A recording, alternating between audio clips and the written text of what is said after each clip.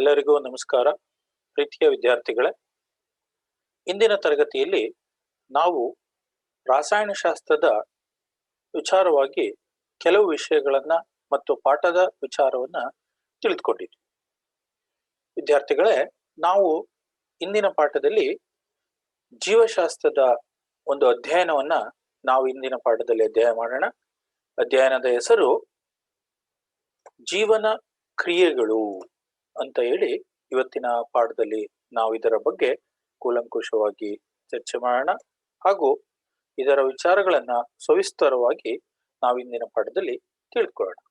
ವಿದ್ಯಾರ್ಥಿಗಳೇ, ನಿಮಗೆಲ್ಲರಿಗೂ ತಿಳಿದಿರತಕ್ಕಂಥ ವಿಚಾರವಾಗಿ ನಮ್ಮ ದೇಹದಲ್ಲಿ ಹಲವಾರು ರೀತಿಯ ಬದಲಾವಣೆಗಳನ್ನ ನಾವು ನೋಡ್ತಾ ಹೋಗ್ತೀವಿ. ಅದರ ಜೊತೆಯಲ್ಲಿ ದೇಹದ ಭಾಗಗಳು, ಅವುಗಳ ಕಾರ್ಯಗಳು, ಹಾಗೇನೆ ಅಧ್ಯಾಯ 6ರಲ್ಲಿ ಬರ್ತಕ್ಕಂಥ ಜೀವಕ್ರಿಯೆಗಳು 10ನೇ ತರಗತಿಯ ಪಾಠದಲ್ಲಿ ಕಂಡು ಬರ್ತಕ್ಕಂಥ ವಿಚಾರವನ್ನ ನಾವು ಇವತ್ತಿನ ದಿವಸದಲ್ಲಿ ಪೂರ್ತಿ ವಿಷಯಗಳನ್ನ ತಿಳಿದುಕೊಳ್ಳೋಣ. ಬೆಳವಣಿಗೆ ಅಂದ್ರೆ ಏನು, ಜೀರ್ಣಕ್ರಿಯೆ ಅಂದರೇನು, ಶ್ವಾಸಕೋಶದ ಕ್ರಿಯೆ ಯಾವ ರೀತಿ ನಡೆಯುತ್ತೆ, ರಕ್ತದ ಪರಿಚಲನೆ ಹೇಗಾಗುತ್ತೆ ಮತ್ತು ನಮ್ಮ ದೇಹದಲ್ಲಿ ವಿಸರ್ಜನಾಂಗ ಕ್ರಿಯೆ ಹೇಗೆ ನಡೆಯುತ್ತೆ ಅನ್ನುವ ವಿಚಾರವನ್ನ ಇವತ್ತಿನ ದಿನ ನಾವು ಸವಿಸ್ತಾರವಾಗಿ ತಿಳಿದುಕೊಳ್ಳೋಣ. ಬನ್ನಿ ಮಕ್ಕಳೇ. ಸೊ ನಮಗೆಲ್ಲರಿಗೂ ತಿಳಿದಿರೋ ರೀತಿಯಲ್ಲಿ ನಾವು ಜೀವಿಗಳನ್ನ 2 ರೀತಿಯಾಗಿ ವಿಂಗಡಣೆಯನ್ನ ಮಾಡ್ತೇವೆ. ಮೊದಲನೇದಾಗಿ ಸಜೀವಿಗಳು ಮತ್ತು ನಿರ್ಜೀವಿಗಳು ಅಂತ ಹೇಳ್ಬಿಟ್ಟು ನಾವು ವ್ಯತ್ಯಾಸವನ್ನ ನೋಡ್ತೇವೆ. ಹಾಗಾದ್ರೆ ಸಜೀವಿಗಳು ಮತ್ತು ನಿರ್ಜೀವಿಗಳು ಇವುಗಳ ವಿಚಾರವನ್ನ ಮತ್ತು ವ್ಯತ್ಯಾಸಗಳನ್ನ ಈಗಾಗಲೇ ನಾವು ಇದರ ವಿಚಾರಗಳನ್ನ ತಿಳಿದುಕೊಂಡಿದ್ದೇವೆ. ಹಾಗೆ ಇವತ್ತಿನ ಒಂದು ಪಾಠದಲ್ಲಿ ನೀವೆಲ್ಲರೂ ಕಲ್ತ್ಕೋಬೇಕಾಗಿರೋದು ನಾವುಗಳು ಜೀವಿಗಳಿಗೆ ಹೇಗೆ ಇವುಗಳಿಗೆ ಜೀವ ಇರುತ್ತೆ, ಆದ್ರೆ ಜೀವ ಇದೆಯೋ ಅಥವಾ ಇಲ್ಲವೋ ಅನ್ನುವ ವಿಚಾರವನ್ನ ನಾವು ಇವತ್ತಿನ ಪಾಠದಲ್ಲಿ ತಿಳಿದುಕೊಳ್ತಾ ಹೋಗೋಣ.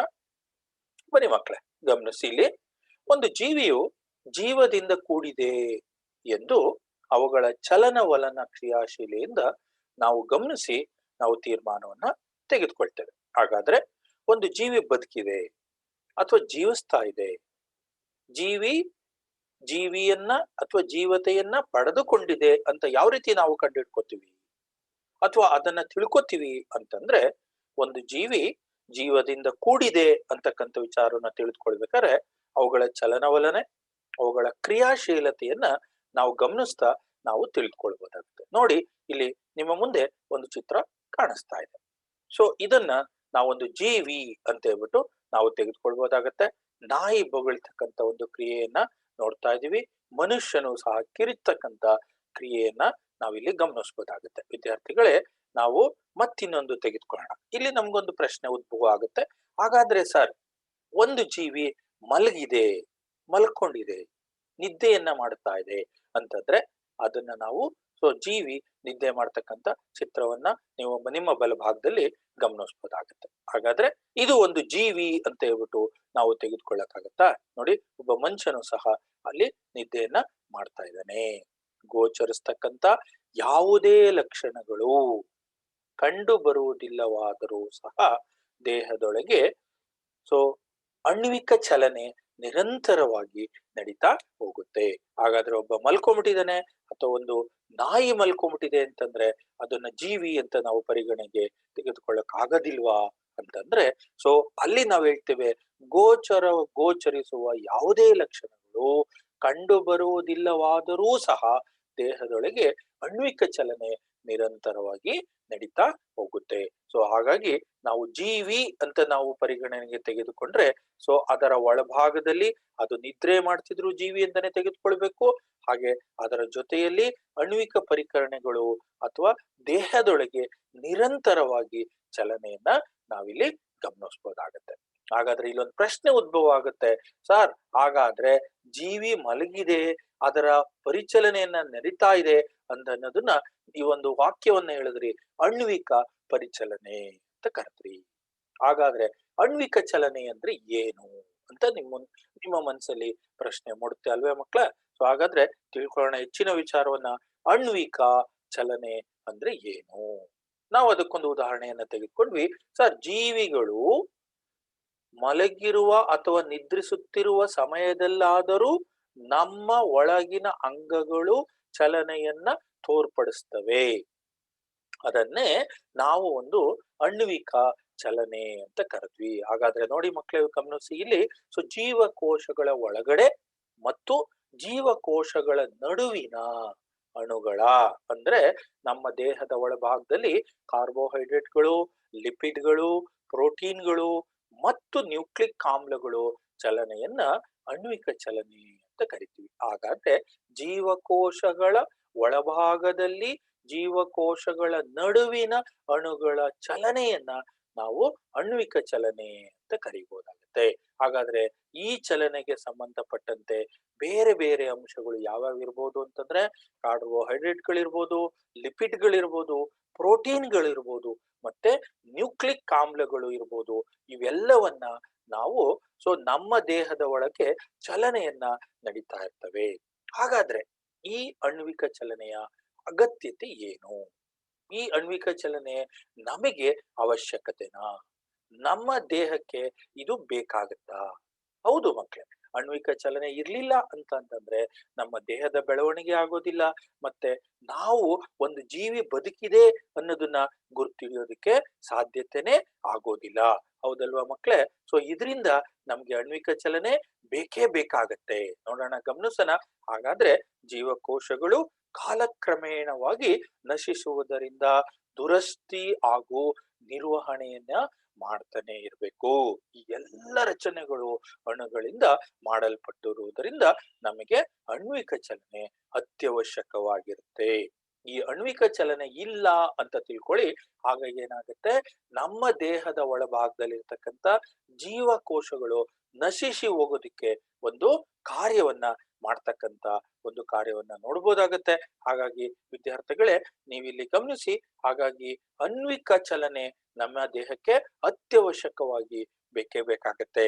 ಇದರ ವಿಚಾರ ತಿಳ್ಕೊಂಡಲ್ಲ, ಕೆಲವು ಕಾಲಕ್ರಮೇಣವಾಗಿ ಕೆಲವು ಜೀವಕೋಶಗಳು ದುರಸ್ತಿಯನ್ನ ಹೊಂತವೆ ಹಾಗೂ ನಿರ್ವಹಣೆಯನ್ನ ಮಾಡ್ಬೇಕಾಗತ್ತೆ. ನಮ್ಮ ದೇಹದ ಬೆಳವಣಿಗೆ ಮತ್ತು ನಶಿಸಿ ಹೋಗ್ತಕ್ಕಂಥ ಕಾರ್ಯಗಳನ್ನ ನಿರಂತರವಾಗಿ ನಡ್ಕೋಬೇಕಾಗತ್ತೆ. ಹಾಗಾಗಿ ನಾವು ಗಮನಿಸ್ಬೇಕು ಇಲ್ಲಿ. ಈ ಎಲ್ಲ ಜೀವಕೋಶಗಳು ಬೆಳವಣಿಗೆಗಳು ಎಲ್ಲವುದಕ್ಕೂ ಅತ್ಯಂತ ಕಾರ್ಯನಿರ್ವಹಣೆಯನ್ನ ಮಾಡ್ಬೇಕಾಗತ್ತೆ. ಹಾಗಾಗಿ ನಾವಿಲ್ಲಿ ಗಮನಿಸ್ಬೇಕು, ಆಣ್ವಿಕ ಚಲನೆ ಬಹು ಮುಖ್ಯವಾಗಿರ್ತಕ್ಕಂಥ ನಮ್ಮ ದೇಹಕ್ಕೆ ಬೇಕೇ ಬೇಕಾಗತ್ತೆ. ಹಾಗಾದ್ರೆ ಮುಂದಿನ ಒಂದು ಭಾಗದಲ್ಲಿ ಗಮನಿಸೋಣ, ಜೀವಿಗಳಲ್ಲಿ ನಡೀತಕ್ಕಂಥ ನಿರ್ವಹಣೆಯ ಕೆಲಸಗಳು ಯಾವ್ಯಾವು. ಇಲ್ಲೊಂದು ಪ್ರಶ್ನೆ ಉದ್ಭವ ಆಗುತ್ತೆ. ಸರ್, ನಾವು ನಮ್ಮ ದೇಹದ ಒಳಭಾಗದಲ್ಲಿರ್ತಕ್ಕಂಥ ಎಲ್ಲ ಅಂಗಾಂಗಗಳು ಬೆಳವಣಿಗೆಯನ್ನ ತೋರಿಸ್ತವೆ, ಅದರ ಜೊತೆಯಲ್ಲಿ ಆಣ್ವಿಕ ನಿರ್ವಹಣೆಯನ್ನು ಸಹ ಅಥವಾ ಚಲನೆಯನ್ನು ಸಹ ನಾವಿಲ್ಲಿ ಗಮನಿಸಬಹುದಾಗತ್ತೆ. ಅದರ ಜೊತೆಯಲ್ಲಿ ಜೀವಿಗಳಲ್ಲಿ ನಡೀತಕ್ಕಂಥ ನಿರ್ವಹಣೆ ಮಾಡ್ತಕ್ಕಂಥ ಕೆಲಸಗಳು ಯಾವ್ಯಾವು?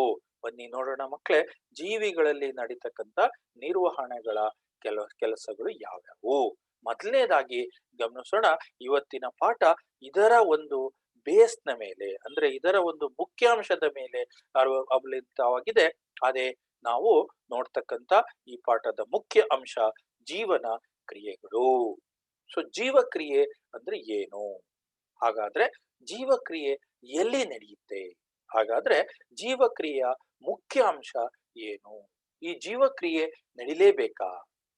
ಈ ಜೀವಕ್ರಿಯೆ ನಡಿಲಿಲ್ಲ ಅಂದ್ರೆ ಏನಾಗುತ್ತೆ ಅನ್ನೋ ವಿಚಾರಗಳನ್ನ ತಿಳ್ಕೊಳ್ಳೋಣ. ಜೀವಕ್ರಿಯೆಗಳು ಅಂದ್ರೆ ನಮ್ಮ ದೇಹದ ಎಲ್ಲ ದುರಸ್ತಿ ಮತ್ತು ನಿರ್ವಹಣ ಕೆಲಸಗಳನ್ನು ಒಟ್ಟಾಗಿ ನಿರ್ವಹಿಸುವ ಪ್ರಕ್ರಿಯೆಯನ್ನೇ ನಾವು ಜೀವಕ್ರಿಯೆಗಳು ಅಂತ ನಾವಿಲ್ಲಿ ಕರಿಬಹುದಾಗತ್ತೆ. ಜೀವಕ್ರಿಯೆ ನಡೆದರೆ ಮಾತ್ರನೇ ದೇಹದ ಬೆಳವಣಿಗೆ ಮತ್ತು ಒಟ್ಟಾಗಿರ್ತಕ್ಕಂಥ ಎಲ್ಲ ಲವಣಾಂಶಗಳಾಗ್ಲಿ ಅಥವಾ ಜೀವಕೋಶಗಳ ಕೆಲಸವನ್ನ ನಿರ್ವಹಿಸೋದಿಕ್ಕೆ ಸಾಧ್ಯತೆ ಆಗತ್ತೆ. ಹಾಗಾದ್ರೆ ಗಮನಿಸಿ, ನಮಗಿಲ್ಲಿ ಜೀವಕ್ರಿಯೆಗಳು ಅನ್ನುವ ವಿಚಾರವನ್ನ ತಿಳ್ಕೊಂಡ್ವಿ. ಹಾಗಾದ್ರೆ ಜೀವಕ್ರಿಯೆಯಿಂದ ಏನು ಉಪಯೋಗ ಆಗತ್ತೆ? ಹೌದು ಮಕ್ಕಳೇ, ಸೊ ಈ ನಿರ್ವಹಣಾ ಕಾರ್ಯದಿಂದ ನಡೆಸಬೇಕಾದ್ರೆ ಜೀವಿಗೆ ಶಕ್ತಿ ಅವಶ್ಯಕವಾಗಿರುತ್ತೆ. ಸೊ ನಮಗೆ ಶಕ್ತಿ ಬೇಕು ಅಂತಂದ್ರೆ ಜೀವಕ್ರಿಯೆ ನಡಿಲೇಬೇಕಾಗತ್ತೆ. ನಮ್ಮ ದೇಹದಲ್ಲಿ ಶಕ್ತಿ ಉತ್ಪಾದನೆ ಆಗ್ಬೇಕು ಅಂತಂದ್ರೆ ಜೀವಕ್ರಿಯೆಗಳು ಅತ್ಯವಶ್ಯಕವಾಗಿ ಇದು ನಡಿಬೇಕಾಗತ್ತೆ. ಹಾಗಾದ್ರೆ ಶಕ್ತಿಯ ಮೂಲ ಯಾವುದು? ಈ ಶಕ್ತಿಯ ಮೂಲವೇ ನಮಗೆ ಆಹಾರ. ನಾವು ತಿಂದಂತ ಆಹಾರ ಸೊ ಜೀರ್ಣಕ್ರಿಯೆ ಅಂದ್ರೆ ಪೋಷಣೆಯಿಂದ ಸೊ ಜೀರ್ಣಕ್ರಿಯೆ ಆಗ್ಬೇಕಾಗತ್ತೆ. ಈ ಜೀರ್ಣಕ್ರಿಯೆ ನಡೆದಾಗ ಮಾತ್ರ ನಮಗೆ ಇಲ್ಲಿ ಶಕ್ತಿ ಉತ್ಪಾದನೆ ಆಗೋದಕ್ಕೆ ಸಾಧ್ಯತೆ ಇದೆ. ಶಕ್ತಿಯ ಮೂಲವೇ ನಮಗೆ ಆಹಾರ.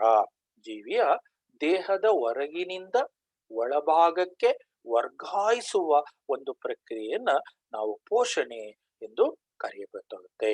ಸೊ ಪೋಷಣೆ ಅಂದ್ರೆ ಏನು? ನಮ್ಮ ದೇಹಕ್ಕೆ ಪೋಷಣೆ ಬೇಕಾಗತ್ತಾ? ಈ ಪೋಷಣೆ ಬರ್ತಕ್ಕಂಥದ್ದು ದೇಹದ ಹೊರಗಿನಿಂದ ಅಂತಂದ್ರೆ ಆಹಾರದ ರೂಪದಲ್ಲಿ ನಾವು ದೇಹದ ಒಳಭಾಗಕ್ಕೆ ಇದನ್ನ ತೆಗೆದುಕೊಳ್ತೇವೆ.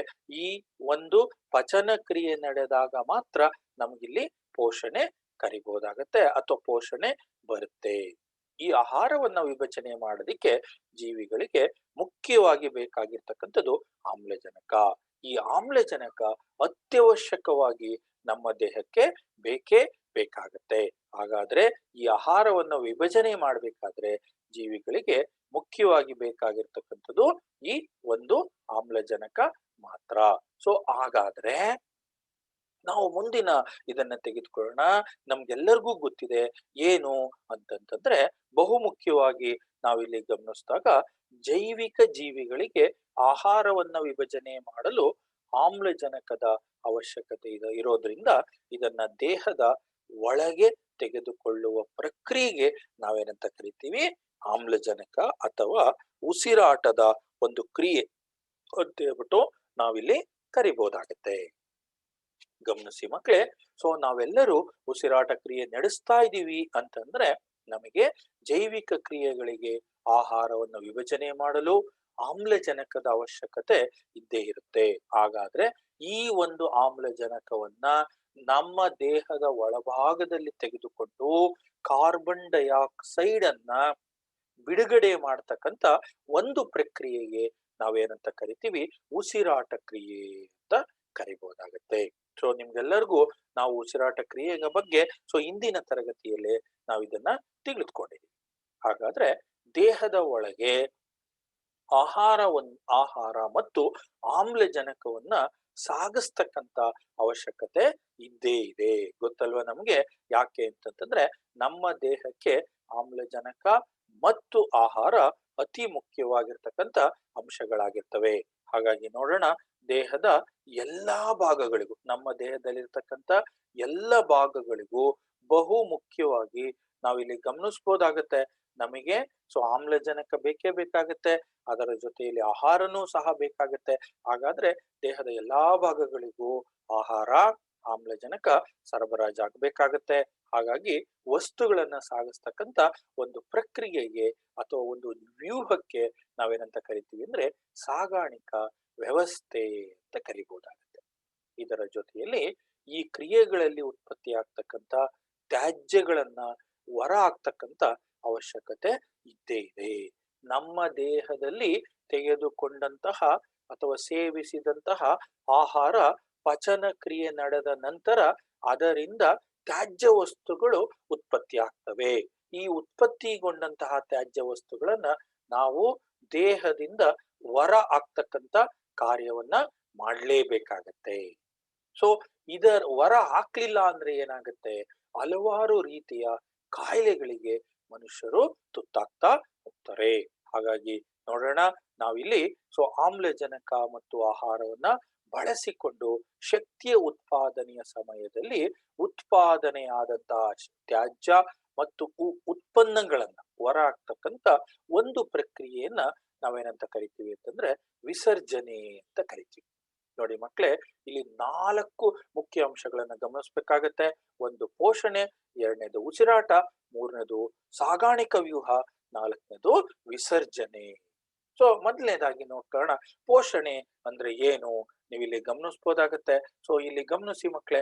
ಸೊ ನಿಮ್ಮ ಮುಂಭಾಗದಲ್ಲೇ ನಿಮ್ಮ ಪರದೆ ಮೇಲೆ ಕಾಣಿಸ್ತಿದೆ, ಶಕ್ತಿಯ ಮೂಲವನ್ನ ಅಂದ್ರೆ ಆಹಾರವನ್ನ ಜೀವಿಯ ದೇಹದ ಹೊರಗಿನಿಂದ ಒಳಭಾಗಕ್ಕೆ ವರ್ಗಾಯಿಸುವ ಒಂದು ಪ್ರಕ್ರಿಯೆಯನ್ನ ನಾವು ಪೋಷಣೆ ಎಂದು ಕರೆಯಲಾಗುತ್ತೆ. ಹಾಗಾದ್ರೆ ಉಸಿರಾಟ ಅಂದ್ರೆ ಏನು? ಜೈವಿಕ ಕ್ರಿಯೆಗಳಿಗೆ ಆಹಾರವನ್ನ ವಿಭಜನೆ ಮಾಡಲು ಆಮ್ಲಜನಕದ ಅವಶ್ಯಕತೆ ಇರುತ್ತೆ.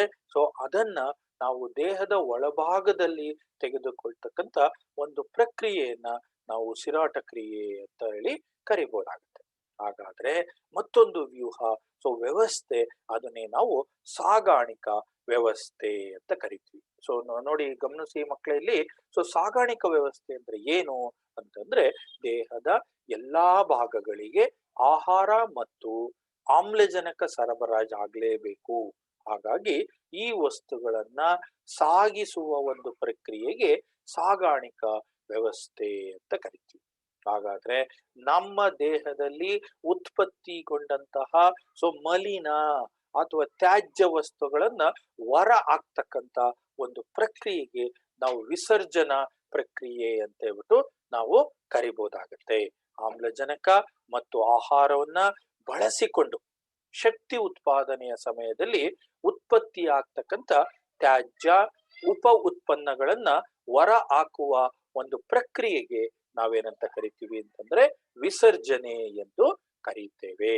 ಹಾಗಾಗಿ ಬನ್ನಿ ಮಕ್ಕಳೇ, ಸೊ ಈಗ ನಾವು ಗಮನಿಸೋಣ ಪೋಷಣೆ ಅಂದ್ರೆ ಏನು. ನಿಮ್ಗೆಲ್ಲರಿಗೂ ಗೊತ್ತಾಗಿರ್ತಕ್ಕಂಥ ವಿಚಾರ, ಪೋಷಣೆ ನಮಗೆ ಒಂದು ಆಹಾರವನ್ನ, ಸೊ ಹೊರಗಿನ ಆಹಾರವನ್ನ ದೇಹದ ಒಳಭಾಗದಲ್ಲಿ ತೆಗೆದುಕೊಳ್ತಕ್ಕಂಥ ಮತ್ತು ಅದರ ಜೊತೆಯಲ್ಲಿ ಸೊ ಬಿಡುಗಡೆ ಆಗ್ತಕ್ಕಂಥ ಶಕ್ತಿ ಬಿಡುಗಡೆ ಆಗುತ್ತೆ.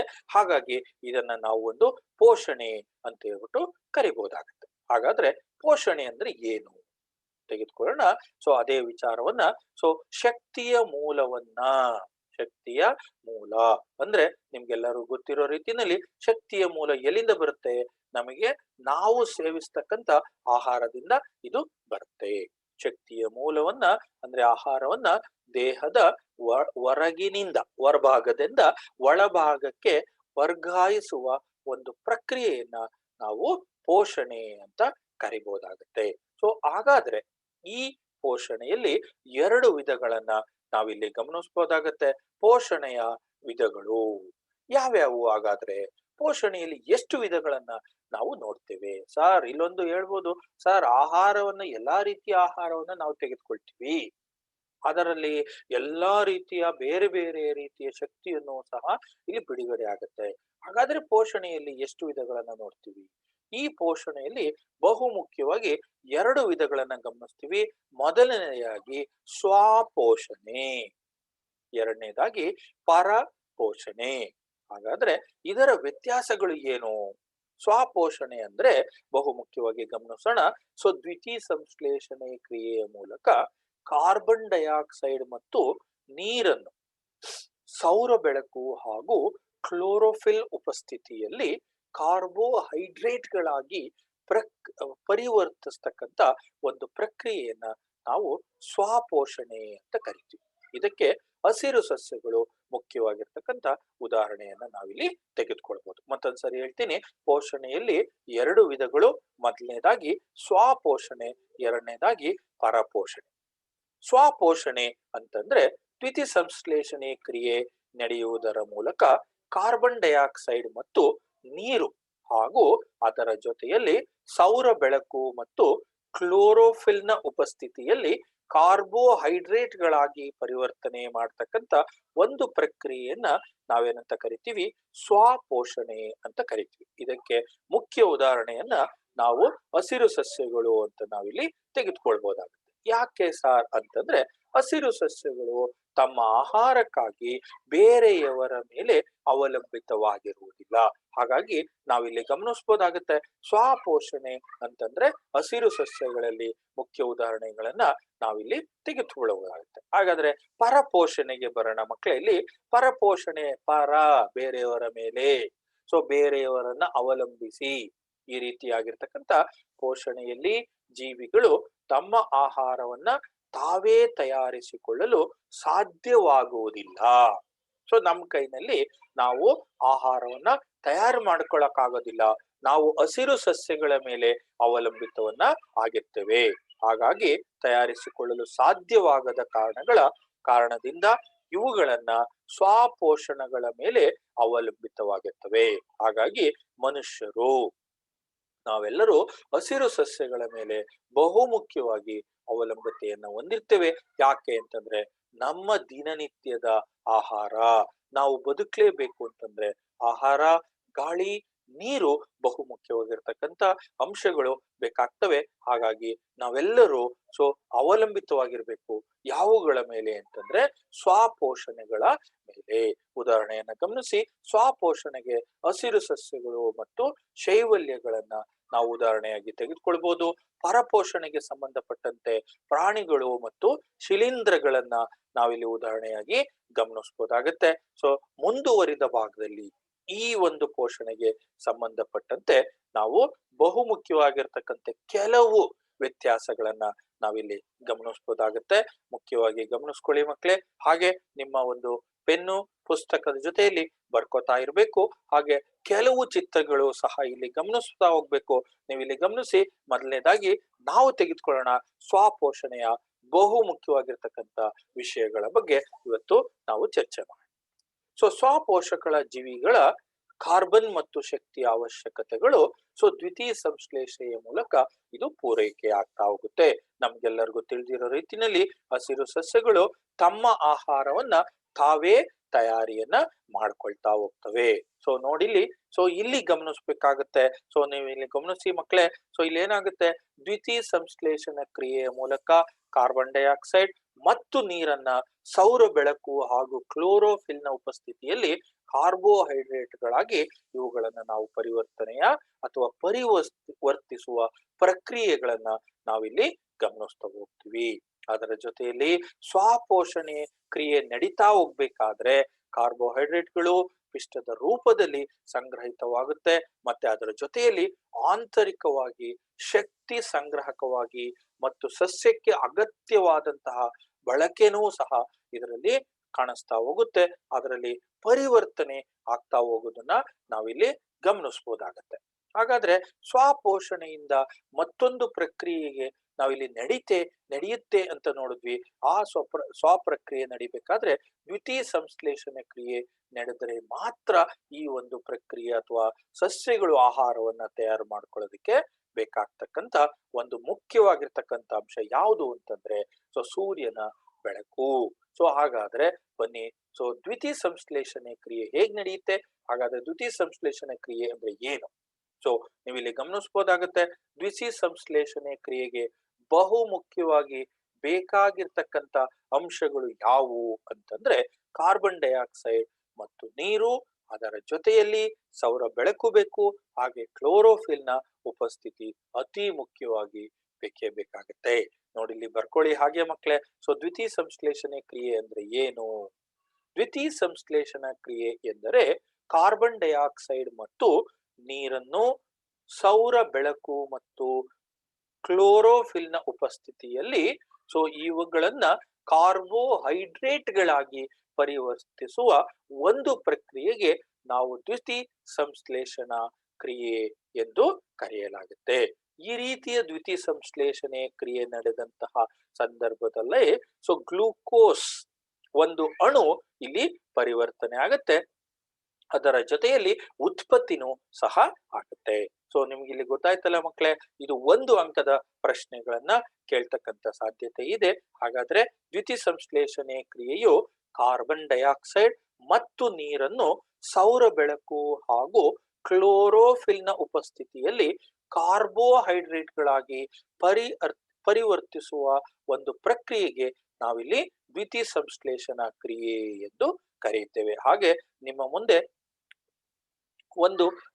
ಇಲ್ಲಿ ಒಂದು ರಿಯಾಕ್ಷನ್ ಅನ್ನು ಸಹ ನಾವಿಲ್ಲಿ ಗಮನಿಸಬಹುದಾಗತ್ತೆ. ಗಮನಿಸಿ ಮಕ್ಕಳೇ. 6 ಕಾರ್ಬನ್ ಡೈಆಕ್ಸೈಡ್ ಅನ್ನ ತೆಗೆದುಕೊಂಡಿದ್ದೇನೆ, 12 ನೀರಿನ ಮಾಲಿಕ್ಯೂಲ್ ಅನ್ನ ತೆಗೆದುಕೊಂಡಿದ್ದೀನಿ. ಆರೋ ಮಾರ್ಕ್ ನ ಮೇಲ್ಭಾಗದಲ್ಲಿ ಕ್ಲೋರೋಫಿಲ್, ಕೆಳಭಾಗದಲ್ಲಿ ಸನ್ಲೈಟ್. ಸೊ ಸೂರ್ಯನ ಕಿರಣಗಳು ಅಂತ ಬರ್ದಿದ್ದೇನೆ ನಾನು ಇಲ್ಲಿ ಪರಿವರ್ತನೆ ಆಗಿದ್ದು ಕಾರ್ಬೋಹೈಡ್ರೇಟ್ಗಳಾಗಿ ಪರಿವರ್ತನೆ ಆಗುತ್ತೆ ಅಂತ ಹೇಳಿದೆ. ಅದನ್ನೇ ನಾವು ಗ್ಲೂಕೋಸ್ನ ಒಂದು ಅಂಶ ಅಥವಾ ಮಾಲಿಕ್ಯೂಲ್ ಅಂತ ಕರಿತೀವಿ. ಅದರ ಒಂದು ರಾಸಾಯನಿಕ ಸಂಕೇತ ತೆಗೆದುಕೊಂಡ್ರೆ C6H12O6. ಇದನ್ನ ನಾವು ಗ್ಲೂಕೋಸ್ನ ಒಂದು ಆಮ್ಲ ಅಥವಾ ಮಾಲಿಕ್ಯೂಲ್ ಅಂತ ಕರಿತೀವಿ. ಅದರ ಜೊತೆಯಲ್ಲಿ ಆಕ್ಸಿಜನ್ ಆಮ್ಲಜನಕನೂ ಸಹ ಬಿಡುಗಡೆ ಆಗುತ್ತೆ. ಅದರ ಜೊತೆಯಲ್ಲಿ ನೀರು ಸಹ ಇಲ್ಲಿ ಉತ್ಪತ್ತಿ ಆಗುತ್ತೆ. ಈ ಒಂದು ಪ್ರಕ್ರಿಯೆ ತುಂಬಾ ಬಹು ಮುಖ್ಯವಾಗಿರ್ತಕ್ಕಂಥ ಈ ಒಂದು ವಿಚಾರವನ್ನ ನಿಮ್ಮ ಪ್ರಶ್ನೆ ಪತ್ರಿಕೆಯಲ್ಲಿ ಬರ್ತಕ್ಕಂಥ ಚಾನ್ಸಸ್ ಜಾಸ್ತಿ ಇದೆ. ಮುಂದಕ್ಕೆ ಹೋಗೋಣ. ನಾವಿಲ್ಲಿ ದ್ವಿತೀಯ ಸಂಶ್ಲೇಷಣ ಪ್ರಕ್ರಿಯೆಯಲ್ಲಿ ಯಾವ ಚಟುವಟಿಕೆಗಳು ನಡೀತಾ ಹೋಗುತ್ತೆ, ಇದು ಸಹ ಬಹು ಮುಖ್ಯವಾಗಿರ್ತಕ್ಕಂಥ ಒಂದು ಪ್ರಶ್ನೆ ಆಗಿದೆ. ನಿಮ್ಮ ಪರೀಕ್ಷೆಗೆ ಬರ್ತಕ್ಕಂಥ ಒಂದು ಬಹು ಮುಖ್ಯವಾಗಿರ್ತಕ್ಕಂಥ ಪ್ರಶ್ನೆ ಮಕ್ಕಳೇ. ಇಲ್ಲಿ ಗಮನಿಸ್ಬೇಕು. ಹಾಗಾದ್ರೆ ದ್ವಿತೀಯ ಸಂಶ್ಲೇಷಣಾ ಕ್ರಿಯೆಯಲ್ಲಿ ಯಾವ ಚಟುವಟಿಕೆಗಳು ನಡೀತಾ ಹೋಗುತ್ತೆ? ಮೊದಲನೇ ಚಟುವಟಿಕೆ ಏನಾಗುತ್ತೆ ನಾವಿಲ್ಲಿ ನೋಡಿದೀವಿ. ಇದರಲ್ಲಿ ಕ್ಲೋರೋಫಿಲ್ ಇದೆ ಅಂತೇಳಿ. ಈ ಕ್ಲೋರೋಫಿಲ್ ಬೆಳಕಿನ ಶಕ್ತಿಯನ್ನ ಹೀರತಕ್ಕಂತ ಒಂದು ಕೆಲಸವನ್ನ ಮಾಡುತ್ತೆ. ಕ್ಲೋರೋಫಿಲ್ ಬೆಳಕಿನ ಶಕ್ತಿಯನ್ನ ಹೀರತಕ್ಕಂತ ಕೆಲಸವನ್ನ ಮೊದಲು ಇದು ನಿರ್ವಹಿಸ್ತಾ ಹೋಗುತ್ತೆ. ಇದು ಮೊದಲನೆಯ ಚಟುವಟಿಕೆ ದ್ವಿತೀಯ ಸಂಶ್ಲೇಷಣೆ ಕ್ರಿಯೆ ನಡೆಯಬೇಕಾದ್ರೆ. ಹಾಗಾದ್ರೆ ಎರಡನೇ ಕ್ರಿಯೆ ಏನಾಗುತ್ತೆ? ಬೆಳಕಿನ ಶಕ್ತಿ ರಾಸಾಯನಿಕ ಶಕ್ತಿಯಾಗಿ ಪರಿವರ್ತನೆ ಆಗುತ್ತೆ ಮತ್ತು ನೀರಿನ ಅಣುಗಳು ಏನಿದಾವೆ ಇವುಗಳು ಹೈಡ್ರೋಜನ್ ಮತ್ತು ಆಮ್ಲಜನಕವಾಗಿ ವಿಭಜನೆಯನ್ನ ಹೊಂದುತ್ತಾ ಹೋಗುತ್ತೆ. ಹಾಗಾದ್ರೆ ಮೂರನೇದಾಗಿ ಏನಾಗುತ್ತೆ ಅಂತಂದ್ರೆ ಕಾರ್ಬನ್ ಡೈಆಕ್ಸೈಡ್ ಇರುತ್ತಲ್ಲ. ಈ ಒಂದು ಕಾರ್ಬನ್ ಡೈಆಕ್ಸೈಡ್ ನಾವೇನ್ ತೆಗೆದುಕೊಂಡಿದ್ವಿ, ಈ ಕಾರ್ಬನ್ ಡೈಆಕ್ಸೈಡ್ ಕಾರ್ಬೋಹೈಡ್ರೇಟ್ಗಳಾಗಿ ಪರಿವರ್ತನೆ ಆಗೋದಕ್ಕೆ ಸಾಧ್ಯತೆ ಇದೆ. ಈ ಮೂರು ಅಂಶಗಳು, ಈ ಮೂರು ಚಟುವಟಿಕೆಗಳು ಒಂದು ದ್ವಿತೀಯ ಸಂಶ್ಲೇಷಣೆ ಕ್ರಿಯೆ ನಡೀತಾ ಇದೆ ಅಂತಂದ್ರೆ ಇವೆಲ್ಲವೂ ಕೆಳಗಂಡಂತಹ ಎಲ್ಲ ಅಂಶಗಳನ್ನ ನಾವಿಲ್ಲಿ ಗಮನಿಸಬಹುದಾಗತ್ತೆ. ದ್ವಿತೀಯ ಸಂಶ್ಲೇಷಣೆ ಕ್ರಿಯೆ ನಡಿಬೇಕಾದ್ರೆ ಕ್ಲೋರೋಫಿಲ್ ಬೆಳಕಿನ ಶಕ್ತಿಯನ್ನ ಹೀರ್ಕೊಳ್ಳುತ್ತೆ. ಅದರ ಜೊತೆಯಲ್ಲಿ ಬೆಳಕಿನ ಶಕ್ತಿ ಏನು ಹೀರ್ಕೊಂಡಿತ್ತು ಅದು ರಾಸಾಯನಿಕ ಶಕ್ತಿಯಾಗಿ ಪರಿವರ್ತನೆ ಆಗುತ್ತೆ. ಅದರ ಜೊತೆಯಲ್ಲಿ ನೀರಿನ ಅಣು ಇದ್ದಿದ್ದು ಹೈಡ್ರೋಜನ್ ಮತ್ತು ಆಮ್ಲಜನಕವಾಗಿ ವಿಭಜನೆ ಹೊಂದುತ್ತೆ. ಹಾಗೆ ಕಾರ್ಬನ್ ಡೈಆಕ್ಸೈಡ್ ಇದ್ದು ಕಾರ್ಬೋಹೈಡ್ರೇಟ್ ಆಗಿ ಇದು ಪರಿವರ್ತನೆಯನ್ನ ಹೊಂದುತ್ತೆ. ನೋಡಿದ್ರಲ್ಲ, ಗಮನಿಸಿದ್ರಲ್ಲ ಮಕ್ಕಳೇ, ದ್ವಿತೀಯ ಸಂಶ್ಲೇಷಣೆ ಕ್ರಿಯೆ ನಡಿಬೇಕಾದ್ರೆ ಈ ಕೆಳಗಿನ ಚಟುವಟಿಕೆಗಳು ಪರಿವರ್ತನೆ ಅಥವಾ ಜರುಗ್ತಾ ಹೋಗುತ್ತೆ. ಹಾಗಾದ್ರೆ ಈ ಒಂದು ಚಟುವಟಿಕೆ ನಡಿಬೇಕಾದ್ರೆ ಬಹು ಮುಖ್ಯವಾಗಿರ್ತಕ್ಕಂಥ ಅಂಶ ಅಂತಂದ್ರೆ ಕ್ಲೋರೋಫಿಲ್. ಅದನ್ನೇ ನಾವು ಕನ್ನಡದಲ್ಲಿ ಹೇಳ್ತೇವೆ ಪತ್ರರಂಧ್ರ. ಈ ಪತ್ರರಂಧ್ರದ ಅವಶ್ಯಕತೆ ಏನು? ಹಾಗಾದ್ರೆ ಈ ಒಂದು ಪತ್ರರಂಧ್ರದ ಬಹು ಮುಖ್ಯವಾಗಿರ್ತಕ್ಕಂಥ ಅಂಶ. ಇದನ್ನ 2 ಅಂಕಗಳಿಗೆ ನಿಮ್ಮ ಪರೀಕ್ಷೆಯಲ್ಲಿ ಕೇಳ್ತಕ್ಕಂಥ ಅಥವಾ ಬರ್ತಕ್ಕಂಥ ಸಾಧ್ಯತೆ ಇದೆ. ಚಿತ್ರವನ್ನ ಕೇಳ್ತಾರೆ. ತೆರೆದ ಮತ್ತು ಮುಚ್ಚಿದ ಪತ್ರರಂಧ್ರ.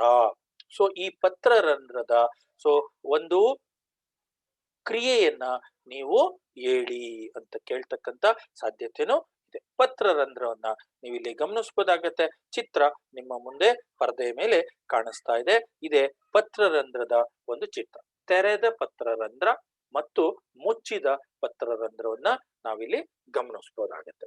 ಹಾಗಾದ್ರೆ ಈ ಪತ್ರರಂಧ್ರಗಳು ಎಲ್ಲಿ ಕಂಡು ಬರ್ತವೆ ನೋಡಿ ಮಕ್ಕಳೇ.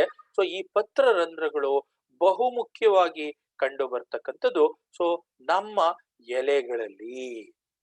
ನಾವು ನೋಡ್ತಕ್ಕಂಥ ಹಸಿರು ಸಸ್ಯಗಳಲ್ಲಿ ಕಂಡು ಬರ್ತಕ್ಕಂಥ ಎಲೆಗಳಲ್ಲಿ ನಾವು ಈ ಪತ್ರರಂಧ್ರಗಳನ್ನ ಗಮನಿಸಬಹುದಾಗತ್ತೆ. ಹಾಗಾದ್ರೆ ಪತ್ರರಂಧ್ರಗಳು ಎಲ್ಲಿ ಕಂಡು ಬರ್ತವೆ ನೀವು ಇಲ್ಲಿ ಗಮನಿಸಿ. ಪತ್ರರಂಧ್ರಗಳು ಎಲೆಗಳಲ್ಲಿ ಕಂಡು ಬರ್ತಕ್ಕಂಥ ಚಿತ್ರರಂಧ್ರಗಳು, ಚಿಕ್ಕದಾಗಿರ್ತಕ್ಕಂಥ ರಂಧ್ರಗಳು ಇವುಗಳಾಗಿರ್ತವೆ. ಈ ಚಿಕ್ಕದಾಗಿರ್ತಕ್ಕಂಥ ರಂಧ್ರಗಳನ್ನ ನಾವಿಲ್ಲಿ ಗಮನಿಸಬಹುದಾಗತ್ತೆ. ಚಿಕ್ಕದಾಗಿರ್ತಕ್ಕಂಥ ರಂಧ್ರಗಳನ್ನೇ ನಾವು ಪತ್ರರಂಧ್ರಗಳು ಅಂತ ಹೇಳ್ಬಿಟ್ಟು ನಾವಿಲ್ಲಿ ಕರಿಬಹುದಾಗತ್ತೆ. ಈ ದ್ವಿತೀಯ ಸಂಶ್ಲೇಷಣೆ ಕ್ರಿಯೆ ನಡಿಬೇಕಾದ್ರೆ ಅಂತಹ ಸಮಯದಲ್ಲಿ ನಾವಿಲ್ಲಿ ಎಲೆಗಳಲ್ಲಿರ್ತಕ್ಕಂಥ ಅನಿಲಗಳ ವಿನಿಮಯವು ಅಧಿಕ ಪ್ರಮಾಣದಲ್ಲಿ ಈ ರಂಧ್ರಗಳ ಮೂಲಕ ಆಗ್ತಾ ಹೋಗುತ್ತೆ. ಅದಕ್ಕೋಸ್ಕರ ಪತ್ರರಂಧ್ರ ಹಸಿರು ಸಸ್ಯಗಳೇ ಬಹು ಮುಖ್ಯವಾಗಿರ್ತಕ್ಕಂಥ ಒಂದು ಕಾರ್ಯವನ್ನ ನಿರ್ವಹಿಸ್ತವೆ. ಹಾಗಾದ್ರೆ ಸರ್, ಮರುಭೂಮಿಯಲ್ಲಿ ವಾಸ ಮಾಡ್ತಕ್ಕಂಥ ಹಸಿರು ಸಸ್ಯಗಳಲ್ಲೂ ಸಹ ಈ ಒಂದು ಪತ್ರರಂಧ್ರಗಳು ಇರುತ್ತಾ? ಬಹು ಮುಖ್ಯವಾಗಿರ್ತಕ್ಕಂಥ ಪ್ರಶ್ನೆ. ಹೌದು, ಮರುಭೂಮಿಯಲ್ಲಿ ಸಸ್ಯಗಳು ಏನ್ ಮಾಡ್ತವೆ, ರಾತ್ರಿಯ ವೇಳೆಯಲ್ಲಿ ಕಾರ್ಬನ್ ಡೈಆಕ್ಸೈಡ್ ಅನ್ನ ತೆಗೆದುಕೊಳ್ತವೆ. ಮಧ್ಯಂತರ ವಸ್ತುವನ್ನಾಗಿ ಇವು ತಯಾರವನ್ನ ಮಾಡಿಕೊಡ್ತವೆ. ಅದರ ಜೊತೆಯಲ್ಲಿ ಇವು ನಂತರ ಹಗಲಿನ ವೇಳೆಯಲ್ಲಿ ಕ್ಲೋರೋಫಿಲ್ ನ ಸಹಾಯದಿಂದ ಸೂರ್ಯನ ಶಕ್ತಿಯನ್ನ ಹೀರ್ಕೊಂಡು ಈ ವಸ್ತುವಿನ ಮೇಲೆ ಪರಿವರ್ತನೆ ಅಥವಾ ವರ್ತನೆಯನ್ನ ತೋರ್ಪಡಿಸ್ತಾ ಬರ್ತವೆ. ಹಾಗಾದ್ರೆ ಬನ್ನಿ, ಇವತ್ತಿನ ಇದರಲ್ಲಿ ನಾವು ವಿಚಾರವನ್ನ ಕೂಲಂಕುಷವಾಗಿ ಚರ್ಚೆ ಮಾಡೋಣ. ಪತ್ರರಂಧ್ರದ ತೆರೆಯುವಿಕೆ ಮತ್ತು ಮುಚ್ಚುವಿಕೆಯ ಕವಲುಗಳು ಜೀವಕೋಶಗಳ ಒಂದು ಮುಖ್ಯವಾಗಿರ್ತಕ್ಕಂಥ ಕಾರ್ಯಗಳು ಇವಾಗಿರ್ತವೆ. ಹಾಗಾದ್ರೆ ಇವುಗಳ ಕಾರ್ಯ ಮತ್ತೆ ಮುಚ್ಚುವಿಕೆ ಮತ್ತು ಕವಲು ಜೀವಕೋಶಗಳನ್ನ ಕಾರ್ಯಗಳನ್ನ ನಾವು ಇವತ್ತು ಗಮನಿಸ್ತಾ ಹೋಗೋಣ. ಸೊ ಕವಲು ಜೀವಕೋಶದ ಒಳಗೆ ನೀರು ಪ್ರವೇಶ ಮಾಡಿದಾಗ ಅವುಗಳು ಉಬ್ಬುತ್ತವೆ ಮತ್ತು ಪತ್ರರಂಧ್ರವು ತೆರೆಯಲು ಕಾರಣವಾಗ್ತವೆ. ಯಾವಾಗ ಕವಲು ಜೀವಕೋಶಗಳು, ನೀವು ಇಲ್ಲಿ ಗಮನಿಸಿ, ಸೊ ಇವುಗಳನ್ನ ನಾವು ಕವಲು ಜೀವಕೋಶಗಳು ಅಂತ ಹೇಳ್ಬಿಟ್ಟು ಕರಿತೇವೆ. ಸೊ ಇವುಗಳ ಮೂಲಕ ನೀರು ಪ್ರವೇಶ ಮಾಡಿದಾಗ ಇಲ್ಲೇನಾಗುತ್ತೆ, ಇವು ಉಬ್ಬಿಕೊಳ್ಳೋದಿಕ್ಕೆ ಸಾಧ್ಯತೆ ಇದೆ. ಅಂತಹ ಸಂದರ್ಭದಲ್ಲಿ ಈ ಒಂದು ಪತ್ರರಂಧ್ರ ತೆರೆದುಕೊಳ್ಳುತ್ತೆ. ಮುಂದೆ ಅದೇ ರೀತಿ ಕವಲು ಜೀವಕೋಶಗಳು ಮುದುಡಿದಾಗ ಪತ್ರರಂಧ್ರಗಳು ಮುಚ್ಚಿಕೊಳ್ತವೆ. ನೋಡಿ, ಸೊ ಈ ಕವಲು ಜೀವಕೋಶಗಳು ಮುದುಡಿಕೊಂಡಾಗ ಈ ಪತ್ರರಂಧ್ರಗಳು ಮುಚ್ಚಿಕೊಳ್ತವೆ. ಸೊ ಹಾಗಾದ್ರೆ ಈ ಪತ್ರರಂಧ್ರಗಳು ತೆರೆದುಕೊಂಡಿದೆ, ಇದರಲ್ಲಿ ಪತ್ರರಂಧ್ರಗಳು ಮುಚ್ಚಿಕೊಂಡಿದವೆ. ಸೊ ಹಾಗಾಗಿ ನಾವಿಲ್ಲಿ ಪತ್ರರಂಧ್ರಗಳು, ಮುಚ್ಚಿದ ಪತ್ರರಂಧ್ರಗಳು ಮತ್ತು ತೆರೆದ ಪತ್ರರಂಧ್ರಗಳು. ಇಲ್ಲೊಂದು ಪ್ರಶ್ನೆ ನಮ್ಮ ಮನಸ್ಸಿನಲ್ಲಿ ಬರುತ್ತೆ. ಹಾಗಾದ್ರೆ ಸರ್, ನಾವಿಲ್ಲಿ ಗಮನಿಸ್ಬೇಕಾದ್ರೆ ದ್ವಿತೀಯ ಸಂಶ್ಲೇಷಣೆಗೆ ಪತ್ರರಂಧ್ರದ ಅವಶ್ಯಕತೆ ಇದೆಯಾ ಅಥವಾ ಇಲ್ವಾ? ಬೇಕೇ ಬೇಕಾಗುತ್ತೆ. ನಿಮ್ಮ ಪುಸ್ತಕದ ಪಾಠ 6 ಭಾಗ 1ರಲ್ಲಿ, ವಿಜ್ಞಾನ ಭಾಗ 1ರಲ್ಲಿ ಪುಟ ಸಂಖ್ಯೆ 72ರಲ್ಲಿ ಚಟುವಟಿಕೆ 1, 6.1 ಮತ್ತು 6.2, ಈ ಎರಡೂ ಚಟುವಟಿಕೆಗಳನ್ನ ನೀವು ಅತಿ ಸೂಕ್ಷ್ಮವಾಗಿ ಗಮನಿಸ್ಬೇಕಾಗತ್ತೆ. ಆ ಗಮನಿಸಿದಾಗ ನಮ್ಗಲ್ಲಿ ಕಂಡು ಬರ್ತಕ್ಕಂಥ ಅಂಶ ಯಾವುದು ಅಂತಂದ್ರೆ, ಪಿಷ್ಟದ ಪರೀಕ್ಷೆಯನ್ನ ಮಾಡುವುದರ ಮೂಲಕ ದ್ವಿತೀಯ ಸಂಶ್ಲೇಷಣೆಗೆ ಪತ್ರಹರಿತ್ತು ಮತ್ತು ಕಾರ್ಬನ್ ಡೈಆಕ್ಸೈಡ್ ಅವಶ್ಯಕತೆ ಇದೆ ಅಂತ ನಾವಿಲ್ಲಿ ತಿಳ್ಕೊಳ್ಬಹುದಾಗತ್ತೆ. ಮಕ್ಕಳೇ, ನಿಮ್ಮ ಪಾಠದಲ್ಲಿರ್ತಕ್ಕಂಥ ಭಾಗ 1, ವಿಜ್ಞಾನ ಭಾಗ 1, ಇದು ಅಂದ್ರೆ ಪಾಠದ ಸಂಖ್ಯೆ 6, ಅದರಲ್ಲಿ ಪುಟ ಸಂಖ್ಯೆ 72ರಲ್ಲಿ ಚಟುವಟಿಕೆ 6.1 ಮತ್ತು ಚಟುವಟಿಕೆ 6.2 ಇವೆರಡನ್ನ ಸೂಕ್ಷ್ಮವಾಗಿ ಗಮನಿಸಿದ್ರೆ ಅಲ್ಲಿ ಪಿಷ್ಟದ ಪರೀಕ್ಷೆ ಅಂತ ಬಲಭಾಗದಲ್ಲಿ ಕೊಟ್ಟಿದ್ದೇವೆ. ಅದರಲ್ಲಿ ನೀವು ಗಮನಿಸಿದಾಗ ಪತ್ರಹರಿತ್ತು ಮತ್ತು ಕಾರ್ಬನ್ ಡೈಆಕ್ಸೈಡ್ ಅತ್ಯವಶ್ಯಕವಾಗಿ ನಮಗೆ ಬೇಕೇ ಬೇಕಾಗತ್ತೆ ಅಂತಕ್ಕಂಥ ಅಂಶವನ್ನ ನಾವಿಲ್ಲಿ ತಿಳಿದುಕೊಳ್ಬಹುದಾಗತ್ತೆ. ನೋಡಿಲಿ, ನಿಮ್ಮ ಮುಂದೆ ಚಿತ್ರದ ಸಹಾಯವನ್ನ ನಾವಿಲ್ಲಿ ತೋರಿಸ್ತಾ ಇದೀವಿ. ಚಟುವಟಿಕೆ 6.2ಕ್ಕೆ ಸಂಬಂಧಪಟ್ಟಂತೆ ಹಾಗೂ 6.1ಕ್ಕೆ ಸಂಬಂಧಪಟ್ಟಂತೆ ಒಂದು ಬಹು ಮುಖ್ಯವಾಗಿರ್ತಕ್ಕಂಥ ಚಟುವಟಿಕೆಯನ್ನ ಗಮನಿಸಿದೀವಿ. ಇದನ್ನೇ ನಾವು ಬೆಲ್ಜಾರ್ ಎಕ್ಸ್ಪೆರಿಮೆಂಟ್ ಅಂತ ಕರಿತೀವಿ. ಈ ಬೆಲ್ಜಾರ್ ಎಕ್ಸ್ಪೆರಿಮೆಂಟ್ ಅನ್ನ ಬಹು ಮುಖ್ಯವಾಗಿ ನಾವು ಗಣನೆಗೆ ತೆಗೆದುಕೊಂಡ್ರೆ, ನಾವಿಲ್ಲಿ ಒಂದು ಬೆಲ್ಜಾರ್ ಅನ್ನ ತೆಗೆದುಕೊಂಡಿದೀವಿ. ಒಳಭಾಗದಲ್ಲಿ ಒಂದು ಗುಲಾಬಿ ಗಿಡವನ್ನ ಇಟ್ಟಿದ್ದೇವೆ. ಅದರಲ್ಲಿ ಪೊಟ್ಯಾಷಿಯಂ ಹೈಡ್ರಾಕ್ಸೈಡ್ ಅನ್ನ ಒಂದು ಇದರಲ್ಲಿ ಇಟ್ಟಿದೀವಿ. ಬೆಲ್ಜಾರ್ನ ಒಳಭಾಗದಲ್ಲಿ ಇಟ್ಟಾಗ ಇದಕ್ಕೆ ಬಹು ಮುಖ್ಯವಾಗಿ ಆಮ್ಲಜನಕ ಬೇಕಾಗುತ್ತಾ ಅಥವಾ ಇಲ್ಲವ ಅನ್ನುವ ಒಂದು ವಿಚಾರವನ್ನ ನಾವಿಂದು ಈ ಒಂದು ಚಟುವಟಿಕೆಯ ಸಹಾಯದಿಂದ ತೆಗೆದುಕೊಳ್ಬಹುದಾಗಿದೆ.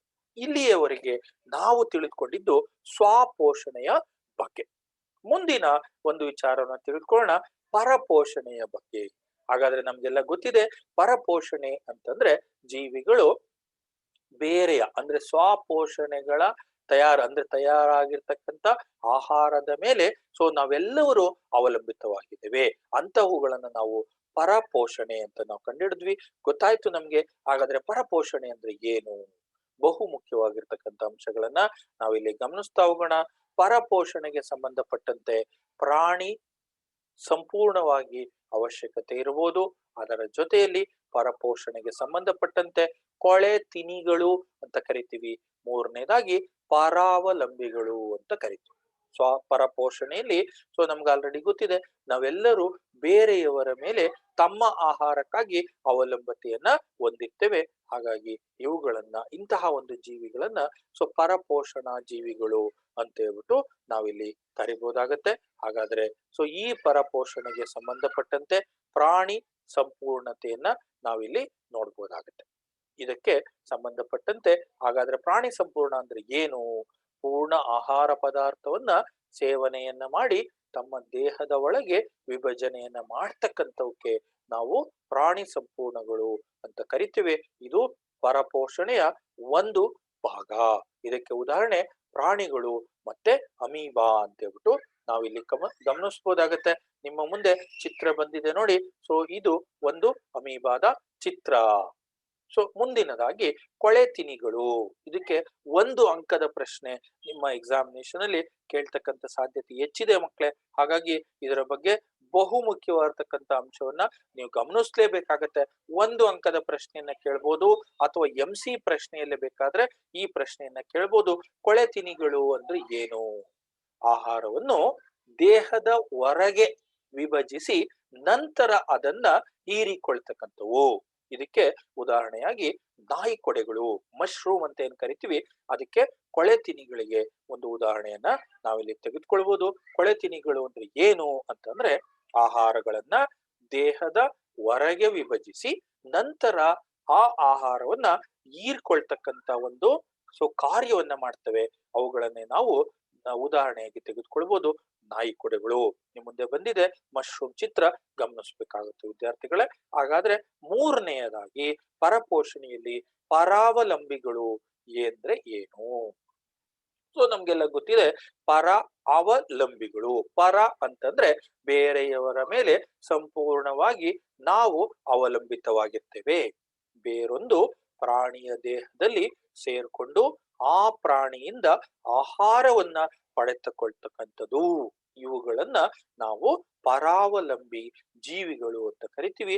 ನಮ್ಮ ದೇಹದಲ್ಲಿ ಬಹು ಮುಖ್ಯವಾಗಿರ್ತಕ್ಕಂಥ ಹಲವಾರು ರೀತಿಯ ಪರಾವಲಂಬಿ ಜೀವಿಗಳಿದಾವೆ. ಅವುಗಳನ್ನೇ ನಾವು ಉದಾಹರಣೆಯಾಗಿ ತೆಗೆದುಕೊಳ್ಬಹುದು. ಏನುಗಳಿರುತ್ತೆ ನಮ್ಮ ತಲೆಯಲ್ಲಿ, ಜಿಗಣೆಗಳಿರುತ್ತೆ. ಇವುಗಳನ್ನೆಲ್ಲವನ್ನು ನಾವು ಪರಾವಲಂಬಿ ಜೀವಿಗಳು ಅಂತ ಹೇಳ್ಬಿಟ್ಟು ನಾವು ಗಮನಿಸಬಹುದು. ಈ ಒಂದು ಚಿತ್ರದಲ್ಲಿ ಗಮನಿಸಿ, ಏನಿನ ಚಿತ್ರ ಇದು? ನಾವು ನೋಡಿರೋದೇ ಇಲ್ಲ ಮಕ್ಕಳೇ. ನೋಡಿ ಎಷ್ಟು ಚೆನ್ನಾಗಿದೆ ಏನಿನ ಚಿತ್ರ. ನಿಮ್ಮ ಬಲಭಾಗದಲ್ಲಿ ಇರ್ತಕ್ಕಂಥ ಇದನ್ನು ಸಹ ನಾವು ಪರಪೋಷಣೆಗೆ ಉದಾಹರಣೆಯನ್ನ ತೆಗೆದುಕೊಳ್ತೀವಿ. ಮುಂದೆ ಹೋಗೋಣ. ಜೀವಿಗಳು ತಮ್ಮ ಪೋಷಣೆಯನ್ನ ಹೇಗೆ ಪಡೆದುಕೊಳ್ತವೆ? ಹೌದಲ್ಲ? ನಾವೆಲ್ಲರೂ ನಮ್ಮ ತಾಯಿಯ ಮೇಲೆ ಆಹಾರವನ್ನ ತಯಾರಿಸ್ತಕ್ಕಂಥ ವಿಧಾನದಲ್ಲಿ ಅವಲಂಬಿತವಾಗಿರ್ತೇವೆ. ಹಾಗಾದ್ರೆ ಬೇರೆಯ ಜೀವಿಗಳು ಹೇಗೆ ಪೋಷಣೆಯನ್ನ ಪಡೆದುಕೊಳ್ತವೆ? ಗಮನಿಸೋಣ. ಏಕಕೋಶೀಯ ಜೀವಿಗಳು ಹೇಗೆ ಪೋಷಣೆಯನ್ನ ಪಡೆದುಕೊಳ್ಬಹುದು? ಏಕಕೋಶ ಜೀವಿಗಳಲ್ಲಿ ದೇಹದ ಎಲ್ಲಾ ಭಾಗಗಳಿಂದ ಇದನ್ನ ಅಂದ್ರೆ ಆಹಾರವನ್ನ ಹೀರ್ಕೊಳ್ತಕ್ಕಂತ ಒಂದು ವಿಧಾನವನ್ನ ನೋಡ್ಕೋತೀವಿ. ಹಾಗಾದ್ರೆ ಅಮೀಬದಲ್ಲಿ ಹೇಗೆ ಈ ಏಕಕೋಶ ಜೀವಿ ಅಮೀಬದಲ್ಲಿ ಈ ಒಂದು ಪೋಷಣೆ ಹೇಗೆ ಪಡೆದುಕೊಳ್ಳುತ್ತೆ? ಇದು ಬಹು ಮುಖ್ಯವಾಗಿರ್ತಕ್ಕಂಥ ತುಂಬಾ ತುಂಬಾ ತುಂಬಾ ಇಂಪಾರ್ಟೆಂಟು. 2 ಅಂಕದ ಪ್ರಶ್ನೆ ನಿಮ್ಮ ಪರೀಕ್ಷೆಯಲ್ಲಿ ಬರ್ತಕ್ಕಂಥ ಸಾಧ್ಯತೆ ಇದೆ. ನೀವು ಇಲ್ಲಿ ಗಮನಿಸಿ, ಅಮೀಬಾದಲ್ಲಿ ಪೋಷಣೆ ಹೇಗೆ ಪಡೆದುಕೊಳ್ಳುತ್ತೆ? ನೇರವಾದ ಪ್ರಶ್ನೆಯನ್ನ ಕೇಳಬಹುದು. ಅಮೀಬಾದ ಪೋಷಣೆಯನ್ನ, ಅಮೀಬಾದಲ್ಲಿ ಪೋಷಣೆ ಪಡೆದುಕೊಳ್ಳುವ ವಿಧಾನವನ್ನ ವಿವರಿಸಿ ಅಂತ ಹೇಳ್ಬಿಟ್ಟು ಕೇಳಬಹುದಾಗತ್ತೆ. ಗಮನಿಸಿ ಮಕ್ಕಳೇ, ಇಲ್ಲಿ ಅಮೀಬಾದ 4 ಚಿತ್ರಗಳನ್ನ ನೋಡ್ಬೋದಾಗತ್ತೆ. ಮೊದಲನೇದಾಗಿ ಅಮೀಬಾದಲ್ಲಿ ಪೋಷಣೆ ಯಾವ ರೀತಿ ಪಡ್ಕೊಳ್ಳುತ್ತೆ? ಅಮೀಬಾ ಇತ್ತು. ಇದರಲ್ಲಿ ಮೊದಲನೇದಾಗಿ ಸೂಡೋಪೋಡಿಯಾ, ಒಂದು ಸುಳ್ಳು ಪಾದ ಅಂತ ಕರಿತೀವಿ, ಇದು ಉತ್ಪತ್ತಿ ಆಗತ್ತೆ. ಅದು ಆಹಾರವನ್ನ ಆವರಿಸಿಕೊಳ್ಳುತ್ತೆ. ತದನಂತರ ಆಹಾರವನ್ನ ಆವರಿಸಿಕೊಂಡು ನಂತರ ಆಹಾರ ದಾನಿಯ ಒಂದು ಉಂಟಾಗತ್ತೆ. ಈ ಆಹಾರ ದಾನಿ ಉಂಟಾದ ನಂತರ ಜೀರ್ಣಕ್ರಿಯೆ ಉತ್ಪತ್ತಿ ಅಂದ್ರೆ ಶುರು ಆಗ್ತಾ ಹೋಗುತ್ತೆ. ಆ ಜೀರ್ಣಕ್ರಿಯೆಯ ನಂತರ ಇದೇನಾಗುತ್ತೆ? ಕೋಶ ದ್ರವ್ಯಕ್ಕೆ ವಿಸರಣೆಯ ಒಂದು ಕಾರ್ಯವನ್ನ ಮಾಡುತ್ತೆ. ಹಾಗಾದ್ರೆ ಜೀರ್ಣವಾಗದ ಆಹಾರವನ್ನ ಕೋಶ ಪರೆಯ ಮೂಲಕ ಹೊರ ಆಗ್ತಕ್ಕಂಥ ಕಾರ್ಯವನ್ನ ನಾವು ನೋಡ್ಬೋದಾಗತ್ತೆ. ನೋಡಿ, ಗಮನಿಸಿ, ಈ ಚಿತ್ರದಲ್ಲಿ ಮೊದಲು ಅಮೀಬಾದ ಇದೆ. ಈ ಅಮೀಬಾದಲ್ಲಿ ಮೊದಲನೇದಾಗಿ ಸೂಡೋಪೋಡಿಯಾ ಉತ್ಪತ್ತಿ ಆಯ್ತು. ಉತ್ಪತ್ತಿ ಆದಂತಹ ಸಂದರ್ಭದಲ್ಲಿ ಆಹಾರವನ್ನ ಆವರಿಸ್ಕೊಳ್ಳುತ್ತೆ, ಆಹಾರಕ್ಕೆ ತಕ್ಕಂತೆ ಬದಲಾವಣೆಯನ್ನ ಮಾಡಿಕೊಳ್ಳುತ್ತೆ. ನೋಡಿ, ಇಲ್ಲಿ ಗಮನಿಸ್ಬೇಕಾಗತ್ತೆ, ಸೂಡೋಪೋಡಿಯಾ ಇಲ್ಲಿ ಉತ್ಪತ್ತಿ ಆಯ್ತು, ಆಹಾರನ ಒಳಗಡೆ ಹೇಳ್ಕೊಳ್ಳುತ್ತೆ, ರಸಧಾನಿಗಳ ಮೂಲಕ ಉಂಟಾಯ್ತು. ಅದರ ಜೊತೆಯಲ್ಲಿ ಮೂರನೆಯ ಒಂದು ಚಿತ್ರದಲ್ಲಿ ಗಮನಿಸಿ, ಸೊ ಆಹಾರನ ತನ್ನ ಒಳಭಾಗದಲ್ಲಿ ಎಳ್ಕೊತು. ಹಾಗಾದ್ರೆ ಜೀರ್ಣಕ್ರಿಯೆ ಶುರುವಾಗ್ತಾ ಹೋಗ್ತಾ ಇದೆ. ಇಲ್ಲಿ ಕೋಶ ದ್ರವ್ಯಕ್ಕೆ ವಿಸರಣಾ ಕ್ರಿಯೆಯಲ್ಲಿ ಉಂಟಾಗ್ತಾ ಹೋಗುತ್ತೆ. ಹಾಗಾದ್ರೆ ಕೊನೆಯ ಭಾಗದಲ್ಲಿ ನಾವು ಗಮನಿಸಬಹುದಾಗತ್ತೆ, ಯಾವ ಒಂದು ಆಹಾರ ಜೀರ್ಣಕ್ರಿಯೆ ಆಗೋದಿಲ್ಲವೋ, ಜೀರ್ಣವಾದ ನಂತರ ಉತ್ಪತ್ತಿಯಾದಂತಹ ಮಲಿನ ಅಥವಾ ತ್ಯಾಜ್ಯ ಆಹಾರ ಏನಿರುತ್ತೆ, ಇದು ಕೋಶ ಪರೆಯ ಮೂಲಕ ಹೊರ ಆಗ್ತಕ್ಕಂಥ ಕೆಲಸವನ್ನ ಇವು ನಿರ್ವಹಿಸುತ್ತೆ. ಎಲ್ಲಿ ಅಂತಂದ್ರೆ ಇದು ಅಮೀಬಾದ, ಏಕಕೋಶ ಜೀವಿ ಆಗಿರ್ತಕ್ಕಂಥ ಅಮೀಬಾದಲ್ಲಿ ನಾವಿಲ್ಲಿ ಗಮನಿಸಬಹುದಾಗತ್ತೆ, ಈ ರೀತಿಯಾಗಿ ಕಾರ್ಯವನ್ನ ನಿರ್ವಹಿಸುತ್ತೆ. ಹಾಗಾದ್ರೆ ಪ್ಯಾರಾಮೀಶಿಯಂನಲ್ಲಿ ಹೇಗೆ? ಮುಂದುವರಿದ ಭಾಗದಲ್ಲಿ, ಸೊ ಇದು ಒಂದು ಏಕಕೋಶೀಯ ಜೀವಿ. ಜೀವಕೋಶವು ಒಂದು ನಿರ್ದಿಷ್ಟವಾದಂತಹ ಆಕಾರ ಹೊಂದಿರುತ್ತೆ, ಮತ್ತೆ ಆಹಾರವನ್ನ ಒಂದು ಗೊತ್ತಾದ ಸ್ಥಳದ ಮೂಲಕ ಒಳಭಾಗಕ್ಕೆ ತೆಗೆದುಕೊಳ್ಳುತ್ತೆ. ಜೀವಕೋಶದ ಸಂಪೂರ್ಣ ಮೇಲ್ಮೈ ಆವರಿಸಿರ್ತಕ್ಕಂಥ ಕಷಾಂಗ ಚಲನೆ ಮೂಲಕ ಈ ಒಂದು ಸ್ಥಳಕ್ಕೆ ವರ್ಗಾವಣೆ ಅಥವಾ ಚಲನೆಯನ್ನ ತೋರಿಸುತ್ತೆ. ಅದನ್ನೇ ನಾವು ಪ್ಯಾರಾಮೀಶಿಯಂನಲ್ಲಿ ಸೊ ಪೋಷಣೆಯನ್ನ ನಾವಿಲ್ಲಿ ಗಮನಿಸ್ತಾ ಹೋಗ್ಬೋದಾಗತ್ತೆ. ಮುಂದುವರಿದ ಭಾಗದಲ್ಲಿ ಹಾಗಾದ್ರೆ ಏಕಕೋಶೀಯ ಜೀವಿಗಳಲ್ಲಿ ಪೋಷಣೆಯನ್ನ ಯಾವ ರೀತಿ ನಡೆಯುತ್ತೆ ಅಂತ ನಾವು ಗಮನಿಸಿದ್ವಿ ಮಕ್ಕಳೇ. ನಿಮ್ಗೆಲ್ಲ ಗೊತ್ತಾಯ್ತು, ಏಕಕೋಶ ಜೀವಿಗಳಿಗೆ ಎರಡು ಉದಾಹರಣೆಗಳನ್ನ ನಾವಿಲ್ಲಿ ತೆಗೆದುಕೊಂಡ್ವಿ. ಮೊದಲನೇದಾಗಿ ಅಮೀಬವನ್ನ ತೆಗೆದುಕೊಂಡ್ವಿ, ಎರಡನೇದಾಗಿ ನಾವು ತೆಗೆದುಕೊಂಡಿದ್ ಯಾವುದು ಅಂತಂತಂದ್ರೆ ಸೊ ಪ್ಯಾರಾಮೀಶಿಯಂನ ನಾವಿಲ್ಲಿ ತೆಗೆದುಕೊಂಡ್ವಿ. ಒಂದು ಅಮೀಬಾ, ಎರಡನೇದು ಪ್ಯಾರಾಮೀಶಿಯಂ. ಹಾಗಾದ್ರೆ ಬಹುಕೋಶೀಯ ಜೀವಿಗಳಲ್ಲಿ ಬಹು ಮುಖ್ಯವಾಗಿ ಗಮನಿಸಬಹುದಾಗತ್ತೆ, ಒಂದು ಉದಾಹರಣೆಯನ್ನು ನಾವು ತೆಗೆದುಕೊಳ್ಬೇಕು. ಬಹುಕೋಶಗಳಲ್ಲಿ ಸೊ ಮಾನವನ ವಿಸರ್ಜನಾಂಗ ವ್ಯೂಹ. ಸೊ ಮಾನವನ ವಿಸರ್ಜನಾಂಗ ವ್ಯೂಹವನ್ನ ನಾವಿಲ್ಲಿ ಗಮನಿಸಬಹುದಾಗತ್ತೆ. ಮಾನವನ ಪೋಷಣೆಗೆ ಸಂಬಂಧಪಟ್ಟಂತೆ ಮಾನವನ ಪೋಷಣೆ ಹೇಗೆ ನಡೆಯುತ್ತೆ? ನಮ್ಮ ದೇಹದ ಒಳಭಾಗದಲ್ಲಿ ಪೋಷಣೆಯನ್ನ ಪಡ್ಕೊಳ್ಬೇಕಾದ್ರೆ ನಮ್ಮ ವಿಸರ್ಜನಾಂಗ ವ್ಯೂಹ ನಿಮ್ಮ ಪರದೆ ಮೇಲಿದೆ ಮಕ್ಕಳೇ, ನೀವು ಇಲ್ಲಿ ಗಮನಿಸಿ. ಸೊ ನಾವಿಲ್ಲಿ ಈ ಒಂದು ಚಿತ್ರವನ್ನ ನಿಮ್ಮ ಪರೀಕ್ಷೆಗೆ ಸಂಬಂಧಪಟ್ಟಂತೆ 2 ಅಥವಾ 3 ಅಂಕಗಳಿಗೆ ಬರೀ ಚಿತ್ರವನ್ನೇ ಸಹ ನಿಮ್ಗೆ ಇಲ್ಲಿ ಕೇಳಬಹುದಾಗತ್ತೆ. ಗಮನಿಸಿ ಮಕ್ಕಳೇ, ಸೊ ನಮ್ಮ ದೇಹದ ಒಳಭಾಗದಲ್ಲಿರ್ತಕ್ಕಂಥ ನೀವಿಲ್ಲಿ ನೋಡಿ, ಸೊ ನಮ್ಮ ವಿಸರ್ಜನಾಂಗ ವ್ಯೂಹ. ಪ್ರಶ್ನೆ ಈ ರೀತಿ ಕೇಳ್ಬೋದು, ಮಾನವನ ವಿಸರ್ಜನಾಂಗ ವ್ಯೂಹವನ್ನ ರಚಿಸಿ ಭಾಗಗಳನ್ನ ಗುರ್ತಿಸಿ ಅಂತ ಹೇಳ್ಬಿಟ್ಟು ಪ್ರಶ್ನೆಯನ್ನ ಕೇಳಬಹುದಾಗತ್ತೆ. ಹಾಗಾಗಿ ಮಕ್ಕಳೇ, ನೀವೆಲ್ಲ ಗಮನಿಸ್ಬೇಕಾಗತ್ತೆ. ನೀವಿಲ್ಲಿ ಮಾನವನಲ್ಲಿ ಕಂಡು ಬರ್ತಕ್ಕಂಥ ಪೋಷಣೆ ಹೇಗೆ ನಡೆಯುತ್ತೆ ಗಮನಿಸ್ತಾ ಹೋಗೋಣ. ಮೊದಲನೇದಾಗಿ ನಾವು ಬಾಯಿಯ ಒಂದು ಚಿತ್ರವನ್ನ ತೆಗೆದುಕೊಂಡಿದೀವಿ. ಅದಕ್ಕೆ ನಾವು ಓರಲ್ ಕ್ಯಾವಿಟಿ, ಓಕಲ್ ಕ್ಯಾವಿಟಿ ಅಂತ ಹೇಳ್ಬಿಟ್ಟು ಕರಿತೀವಿ. ಸೊ ನಮ್ಮ ಬಾಯಿಯ ಒಂದು ಭಾಗವನ್ನ ಮಾತ್ರ ನಾನಿಲ್ಲಿ ಮುಖ್ಯವಾಗಿ ನಾವಿಲ್ಲಿ ಗಮನಿಸ್ತೀವಿ. ಈ ಬಾಯಿಯ ಮೂಲಕ ನಾವೇನ್ ಮಾಡ್ತೀವಿ, ಆಹಾರವನ್ನ ಒಳ ತೆಗೆದುಕೊಳ್ತೀವಿ. ಹೌದಲ್ಲ ಮಕ್ಕಳೇ? ಸೊ ನಾವು ಈ ರೀತಿಯಾಗಿ ಊಟವನ್ನ ಅಂದ್ರೆ ಆಹಾರವನ್ನ ತೆಗೆದುಕೊಳ್ತೀವಿ. ನಿಮ್ಮ ಬಲಭಾಗದಲ್ಲಿ ಕಾಣಿಸ್ತಾ ಇದೆ.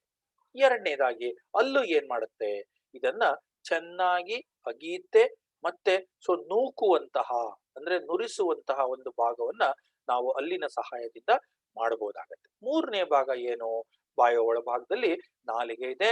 ಆಹಾರದ ರುಚಿಯನ್ನ ನೋಡೋದಿಕ್ಕೆ ಮತ್ತೆ ನುಂಗೋದಿಕ್ಕೆ ಸಹಾಯವನ್ನ ಮಾಡುತ್ತೆ ಈ ಒಂದು ನಾಲಿಗೆ. ಸೊ ಅದರ ಜೊತೆಯಲ್ಲಿ ತಿಂದಂತ ಆಹಾರ ಪಚನ ಕ್ರಿಯೆ ಆಗ್ಬೇಕಾಗತ್ತೆ. ಅಂತಹ ಸಂದರ್ಭದಲ್ಲಿ ಬಹು ಮುಖ್ಯವಾಗಿ ನಮಗೆ ಬೇಕಾಗಿರ್ತಕ್ಕಂಥದ್ದು ಲಾಲಾರಸ. ಈ ಲಾಲಾರಸ ಬಾಯಿಯ ಒಳಭಾಗದಲ್ಲಿರ್ತಕ್ಕಂಥ ಲಾಲಾರಸವನ್ನ ಉತ್ಪತ್ತಿ ಮಾಡ್ತಕ್ಕಂಥ ಒಂದು ಗ್ರಂಥಿ ಲಾಲಾರಸ ಗ್ರಂಥಿ. ಈ ಲಾಲಾರಸ ಗ್ರಂಥಿ ಏನಾಗುತ್ತೆ ಅಂತಂದ್ರೆ ಲಾಲಾರಸವನ್ನ ಉತ್ಪತ್ತಿ ಮಾಡುತ್ತೆ. ಉತ್ಪತ್ತಿಗೊಂಡಂತಹ ಲಾಲಾರಸ ಪಿಷ್ಟವನ್ನ ಗ್ಲೂಕೋಸ್ ಆಗಿ ಪರಿವರ್ತನೆಯನ್ನ ಮಾಡುತ್ತೆ. ಗಮನಿಸಿದ್ರಲ್ಲ ಮಕ್ಕಳೇ? ಸೊ ಬಾಯಿಯ ಒಂದೇ ನಮ್ಮ ಬಾಯಿಯ ಒಳಭಾಗದಲ್ಲಿ 4 ಅಂಶಗಳನ್ನ ನಾವಿಲ್ಲಿ ಗಮನಿಸ್ತೀವಿ. ಸೊ ಈ 4 ಅಂಶಗಳು ಯಾವ್ದ್ಯಾವ್ದು ಅಂತಂದ್ರೆ, ಒಂದು ಬಾಯಿಯ ಒಳಭಾಗದಲ್ಲಿರ್ತಕ್ಕಂಥ ಹಲ್ಲು, ಹಲ್ಲಿನ ಜೊತೆಯಲ್ಲಿ ನಾಲಿಗೆ, ನಾಲಿಗೆಯ ಜೊತೆಯಲ್ಲಿ ಲಾಲಾರಸ. ಸೊ ಈ 3 ಅಂಶಗಳನ್ನ ನಾವು ಬಾಯಿಯ ಮೊದಲನೆಯ ಭಾಗದಲ್ಲಿ ನಾವಿಲ್ಲಿ ಗಮನಿಸಬಹುದಾಗತ್ತೆ. ಮಾನವರಲ್ಲಿ ಪೋಷಣೆಯ ಮೊದಲನೆಯ ಅಂಗ, ಮಾನವರಲ್ಲಿ ಹೇಗೆ ಪೋಷಣೆ ಅಂತಕ್ಕಂಥದ್ದು ಬಾಯಿಯ ಒಳಭಾಗದಲ್ಲಿರ್ತಕ್ಕಂಥ ಬೇರೆ ಬೇರೆಯ ಅಂಶಗಳು. ಎರಡನೆಯ ಒಂದು ಭಾಗಕ್ಕೆ ಹೋಗೋಣ. ಬಾಯಿಯ ನಂತರ ಆಹಾರ ಮುಂದುವರೆದು ಎಲ್ಲಿಗೆ ಹೋಗುತ್ತೆ? ಮಾನವನ ಜಠರಕ್ಕೆ ಇದು ಸಂಬಂಧಪಟ್ಟಿದ್ದು. ಹಾಗಾದ್ರೆ ಜಠರದಲ್ಲಿ ಯಾವ ಭಾಗಗಳಿದಾವೆ? ಈ ಜಠರದ ಕಾರ್ಯ ಏನು? 5ನೇ ಒಂದು ಅಂಶವನ್ನ ನಾವು ಇಲ್ಲಿ ತೆಗೆದುಕೊಳ್ಳೋಣ. ಸೊ ಅನ್ನನಾಳದ ಮೂಲಕ, ಸೊ ಈ ಅನ್ನನಾಳದ ಜೊತೆಯಲ್ಲಿ ಸೊ ಜಠರಕ್ಕೆ ಆಹಾರ ರವಾನೆ ಆಗುತ್ತೆ. ಅನ್ನನಾಳದಲ್ಲಿ ಏನಾಗುತ್ತೆ ಅಂತಂದ್ರೆ, ಬಾಯಿಯಿಂದ ಜಠರಕ್ಕೆ ಆಹಾರವನ್ನ ಕೊಂಡೊಯ್ಯತಕ್ಕಂತ ಒಂದು ಪರಿಕ್ರಮಣ ಚಲನೆಯನ್ನ ನಾವಿಲ್ಲಿ ಗಮನಿಸಬಹುದಾಗತ್ತೆ. ನಮ್ಮ ದೇಹದಲ್ಲಿರ್ತಕ್ಕಂಥ ಬಾಯಿಯ ಮೂಲಕ ತೆಗೆದುಕೊಂಡಂತ ಆಹಾರ ಅನ್ನನಾಳದ ಮೂಲಕ ಇದು ಕೊಂಡೊಯ್ತಾ ಹೋಗುತ್ತೆ. ಪರಿಕ್ರಮಣೆಯನ್ನ ಚಲನೆಯನ್ನ ನಾವಿಲ್ಲಿ ಗಮನಿಸ್ತಾ ಹೋಗ್ತೀವಿ. ಆಹಾರ ಮುಂದಕ್ಕೆ ತಳ್ಳಲು ಲಯಬದ್ಧವಾಗಿ ಸಂಕುಚನ ಮತ್ತು ವಿಕಸನ ಹೊಂದುವ ಪ್ರಕ್ರಿಯೆಯನ್ನ ನಾವು ಪರಿಕ್ರಮಣ ಪ್ರಕ್ರಿಯೆ ಅಂತ ಕರಿತೀವಿ. ಪೆರಿಸ್ಟಾಟಿಕ್ ಮೂಮೆಂಟ್ ಅಂತ ನಾವು ಇಂಗ್ಲಿಷ್ ನಲ್ಲಿ ಹೇಳ್ತೀವಿ. ಅದಕ್ಕೆ ನಾವು ಹೇಳ್ತೀವಿ ಪರಿಕ್ರಮಣ ಚಲನೆ. ಹಾಗಾದ್ರೆ ಪರಿಕ್ರಮಣ ಚಲನೆ ಅಂದ್ರೆ ಏನು ಅಂತಂದ್ರೆ, ನಾವು ತಿಂದಂತ ಆಹಾರ ಮುಂದಕ್ಕೆ ತಳ್ಳಲು ಲಯಬದ್ಧವಾಗಿ ಸಂಕುಚನ ಮತ್ತು ವಿಕಸನ ಹೊಂದುವ ಒಂದು ಪ್ರಕ್ರಿಯೆಗೆ ನಾವು ಏನಂತ ಕರಿತೀವಿ ಅಂತಂದ್ರೆ ಪರಿಕ್ರಮಣ ಚಲನೆ ಅಂತ ಕರಿತೀವಿ. ಮುಂದುವರಿದ ಭಾಗದಲ್ಲಿ ಮುಂದೆ ಬಹು ಮುಖ್ಯವಾಗಿರ್ತಕ್ಕಂಥದ್ದು ಮಾನವನ ದೇಹದಲ್ಲಿ ಜಠರ. ಈ ಜಠರದ ಒಳಭಾಗದಲ್ಲಿ ನಾವೇ ಗಮನಿಸ್ತಾ ಇದ್ದಂಗೆ ಸೊ ಜಠರದ ಗ್ರಂಥಿಗಳನ್ನ ನಾವಿಲ್ಲಿ ಗಮನಿಸ್ತಾ ಹೋಗ್ತೀವಿ. ಹಾಗಾದ್ರೆ ಮಕ್ಕಳೇ, ನಿಮ್ಮ ದೇಹದ ಒಳಭಾಗದಲ್ಲಿ ಸೊ ಜಠರ ಅತಿ ಮುಖ್ಯವಾಗಿರ್ತಕ್ಕಂಥ ಒಂದು ಅಂಗ. ಹಾಗಾದ್ರೆ ಜಠರದ ಗ್ರಂಥಿಗಳು ಜಠರಕ್ಕೆ ಸಂಬಂಧಪಟ್ಟಂತ ಹಲವಾರು ರೀತಿಯ ರಸಗಳನ್ನ ಇವು ಸ್ರವಿಸ್ತಾ ಬರುತ್ತೆ. ಹಾಗಾದ್ರೆ ಸೊ ಇವುಗಳಲ್ಲಿ ಮೊದಲನೇದಾಗಿ ಪೆಪ್ಸಿನ್ ಅಂತ ಕರಿತೀವಿ, ಜಠರದ ಒಂದು ರಸ. ಸೊ ಪೆಪ್ಸಿನ್ ಏನ್ ಮಾಡುತ್ತೆ ಅಂತಂದ್ರೆ, ಸೊ ಆಮ್ಲೀಯ ಮಾಧ್ಯಮದ ಅವಶ್ಯಕತೆ ನಮಗೆ ಬೇಕೇ ಬೇಕು.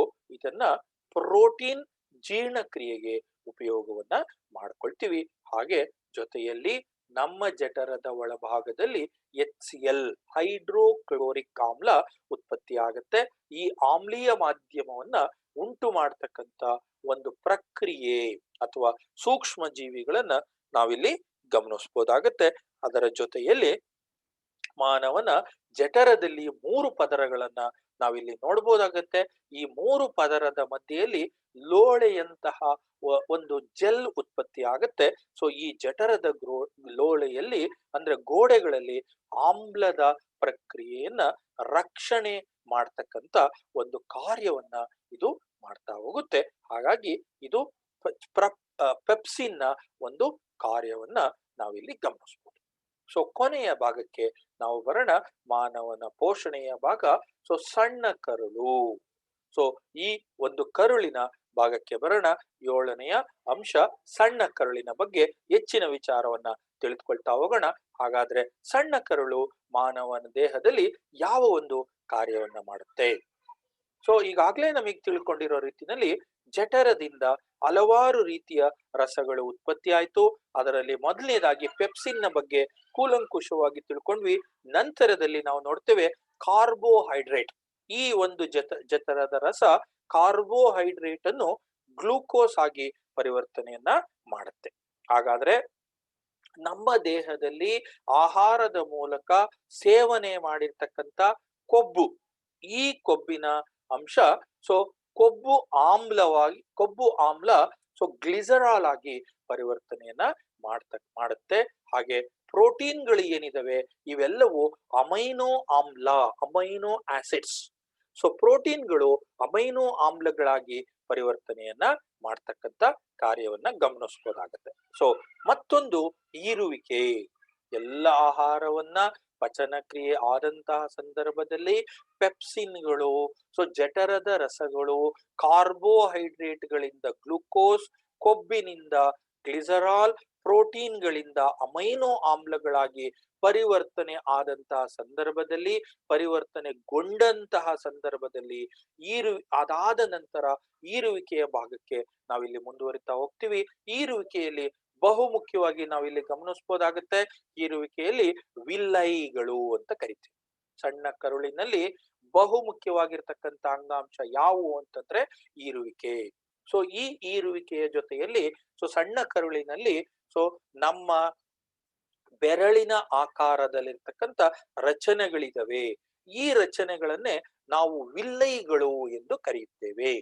ವಿಲ್ಲೈಗಳನ್ನ, ಬೆರಳಿನಾಕಾರದ ರಚನೆಗಳು, ಪೋಷಕಾಂಶಗಳಿಂದ ಪೋಷಕಾಂಶಗಳನ್ನು ಕರುಳಿನಿಂದ ರಕ್ತನಾಳಗಳಿಗೆ ಹೀರಲು ಸಹಾಯವನ್ನ ಇವು ಮಾಡಿಕೊಳ್ಳುತ್ತೆ. ಏಕೆ ಅಂತಂದ್ರೆ ಅಲ್ಲಿ ಉತ್ಪತ್ತಿಗೊಂಡಂತಹ ಶಕ್ತಿಗಳನ್ನ ಈ ವಿಲ್ಲೈಗಳು ತನ್ನ ಮೂಲಕ ಹೀರುವಂತಹ ಒಂದು ಕಾರ್ಯವನ್ನ ಮುಂದುವರಿಸ್ತಾ ಹೋಗ್ತವೆ.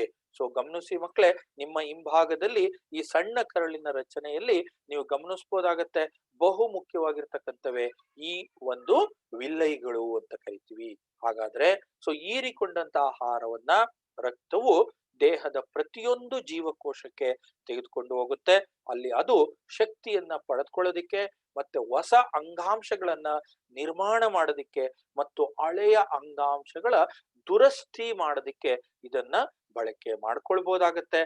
ಬಹು ಮುಖ್ಯವಾಗಿರ್ತಕ್ಕಂಥ ಒಂದು ಅಂಶ ವಿಲ್ಲೈಗಳು. ನಿಮ್ಮ ಪರೀಕ್ಷೆಯಲ್ಲಿ 1 ಅಂಕದ ಪ್ರಶ್ನೆಯನ್ನ ಇದರ ಮೇಲ್ಭಾಗದಲ್ಲಿ ಕೇಳ್ಬೋದಾಗತ್ತೆ. ನೀವು ಇಲ್ಲಿ ಗಮನಿಸಿ, ವಿಲ್ಲೈಗಳ ಕಾರ್ಯ ಇದು ಹೀರಿಕೊಂಡಂತ ಆಹಾರವನ್ನ ರಕ್ತವು ದೇಹದ ಪ್ರತಿಯೊಂದು ಜೀವಕೋಶಕ್ಕೆ ತೆಗೆದುಕೊಂಡು ಹೋಗುತ್ತೆ. ಅಲ್ಲಿ ಅದು ಶಕ್ತಿ ಪಡೆಯೋದಿಕ್ಕೆ ಮತ್ತು ಹೊಸ ಅಂಗಾಂಶಗಳನ್ನ ನಿರ್ಮಿಸೋದಕ್ಕೆ, ಮತ್ತು ಅದರ ಜೊತೆಯಲ್ಲಿ ಹಳೆಯ ಅಂಗಾಂಶಗಳ ದುರಸ್ತಿಗೆ ಇವು ಕೆಲಸವನ್ನ ಮಾಡುತ್ತೆ. ಹಾಗಾಗಿ ವಿಲ್ಲೈಗಳು ಬಹು ಮುಖ್ಯವಾಗಿರ್ತಕ್ಕಂಥ ಕಾರ್ಯವನ್ನ ನಿರ್ವಹಿಸ್ತಾ ಹೋಗುತ್ತೆ. ಅದರ ಜೊತೆಯಲ್ಲಿ ಮತ್ತೊಂದು ಏನ್ ಮಾಡಬಹುದು, ಈ ಸಣ್ಣ ಕರುಳಿನಲ್ಲಿ ಗಣನೆಗೆ ತೆಗೆದುಕೊಂಡಂತಹ ಸಂದರ್ಭದಲ್ಲಿ ಈ ಕೆಳಗಿನ ಗ್ರಂಥಿಗಳಿಂದ ಸ್ರವಿಕೆಯನ್ನ ಪಡೆದುಕೊಳ್ತವೆ. ಹಾಗಾದ್ರೆ ಯಾವ್ಯಾವು ಈ ಗ್ರಂಥಿಗಳು ಗಮನಿಸೋಣ. ಇಲ್ಲಿ ಪಿತ್ತಕೋಶ. ಪಿತ್ತಕೋಶದಿಂದ ನಮಗೆ ಪಿತ್ತಕೋಶದ ಅಥವಾ ಪಿತ್ತರಸದ ಉತ್ಪಾದನೆ ಆಗುತ್ತೆ. ಈ ಪಿತ್ತರಸ ಏನ್ ಮಾಡುತ್ತೆ ಅಂತಂದ್ರೆ, ಕೊಬ್ಬಿನ ಅಂಶ ಏನಿರುತ್ತೆ, ಈ ಕೊಬ್ಬುಗಳ ದೊಡ್ಡ ದೊಡ್ಡ ದುಂಡು ಕಣಗಳನ್ನ ಸಣ್ಣ ದುಂಡು ಕಣಗಳಾಗಿ ವಿಭಜನೆ ಮಾಡ್ತಕ್ಕಂಥ ಕಾರ್ಯವನ್ನ ಮಾಡುತ್ತೆ. ಅದನ್ನೇ ನಾವು ಎಮಲ್ಸೀಕರಣ ಅಂತ ಕರಿತೀವಿ, ಅಥವಾ ಎಮಲ್ಸಿಫಿಕೇಶನ್ ಆಫ್ ಫ್ಯಾಟಿ ಆಯಿಲ್ಸ್ ಅಂತಾನೆ ಕರಿತೀವಿ ನಾವಿಲ್ಲಿ. ಹಾಗೆ ಕೊಬ್ಬುಗಳಿರ್ತಕ್ಕಂಥ ದೊಡ್ಡ ದೊಡ್ಡ ದುಂಡು ಕಣಗಳನ್ನ ಸಣ್ಣ ಸಣ್ಣ ಕಣಗಳಾಗಿ ಇದು ಪರಿವರ್ತನೆ ಮಾಡುತ್ತೆ. ಇದರ ಬಹು ಮುಖ್ಯವಾಗಿರ್ತಕ್ಕಂಥ ಕಾರ್ಯ ಯಾವುದು ಅಂತಂದ್ರೆ, ಪಿತ್ತಕೋಶದಿಂದ ಉತ್ಪತ್ತಿಯಾದಂತಹ ಪಿತ್ತರಸದ ಉತ್ಪಾದನೆ. ಮುಂದಿನ ಭಾಗ ಆಮ್ಲೀಯ ಮಾಧ್ಯಮವನ್ನ ಕ್ಷಾರೀಯವಾಗುತ್ತೆ, ಕ್ಷಾರೀಯವಾಗಿಸ್ತಕ್ಕಂಥ ಒಂದು ಕಾರ್ಯವನ್ನ ಮಾಡ್ತಕ್ಕಂಥದ್ದೇ ಈ ಒಂದು ಪಿತ್ತರಸ. ಅದರ ಜೊತೆಯಲ್ಲಿ ಮೆದೋಜೀರಕ ಗ್ರಂಥಿ ಅಂತ ಎರಡನೆಯ ಒಂದು ಗ್ರಂಥಿಯನ್ನು ತೆಗೆದುಕೊಳ್ತೀವಿ. ಈ ಮೆದೋಜೀರಕ ಗ್ರಂಥಿಯಿಂದ ಮೆದೋಜೀರಕ ರಸ ಉತ್ಪಾದನೆ ಆಗುತ್ತೆ. ಹಾಗಾದ್ರೆ ಮೆದೋಜೀರಕ ರಸದ ಬಹು ಮುಖ್ಯವಾಗಿರ್ತಕ್ಕಂಥ ಕಾರ್ಯಗಳು ಯಾವುವು? ಮೊದಲನೇದಾಗಿ ಟ್ರಿಪ್ಸಿನ್ ಅಂತಕ್ಕಂಥ ಇದು ಪ್ರೋಟೀನ್ ಅನ್ನು ಪೆಪ್ಟೈಡ್ ಆಗಿ ಪರಿವರ್ತನೆ ಮಾಡುತ್ತೆ. ಗಮನಿಸಿ ಮಕ್ಕಳೇ, ಇಲ್ಲಿ ಸ್ವಲ್ಪ ನಿಮ್ಗೆ ಕನ್ಫ್ಯೂಷನ್ ಆಗ್ಬೋದು. ಇಲ್ಲಿ ನಾವು ನೋಡ್ತೀವಿ, ಎರಡನೆಯ ಒಂದು ಗ್ರಂಥಿ ಮೆದೋಜೀರಕ ಗ್ರಂಥಿ.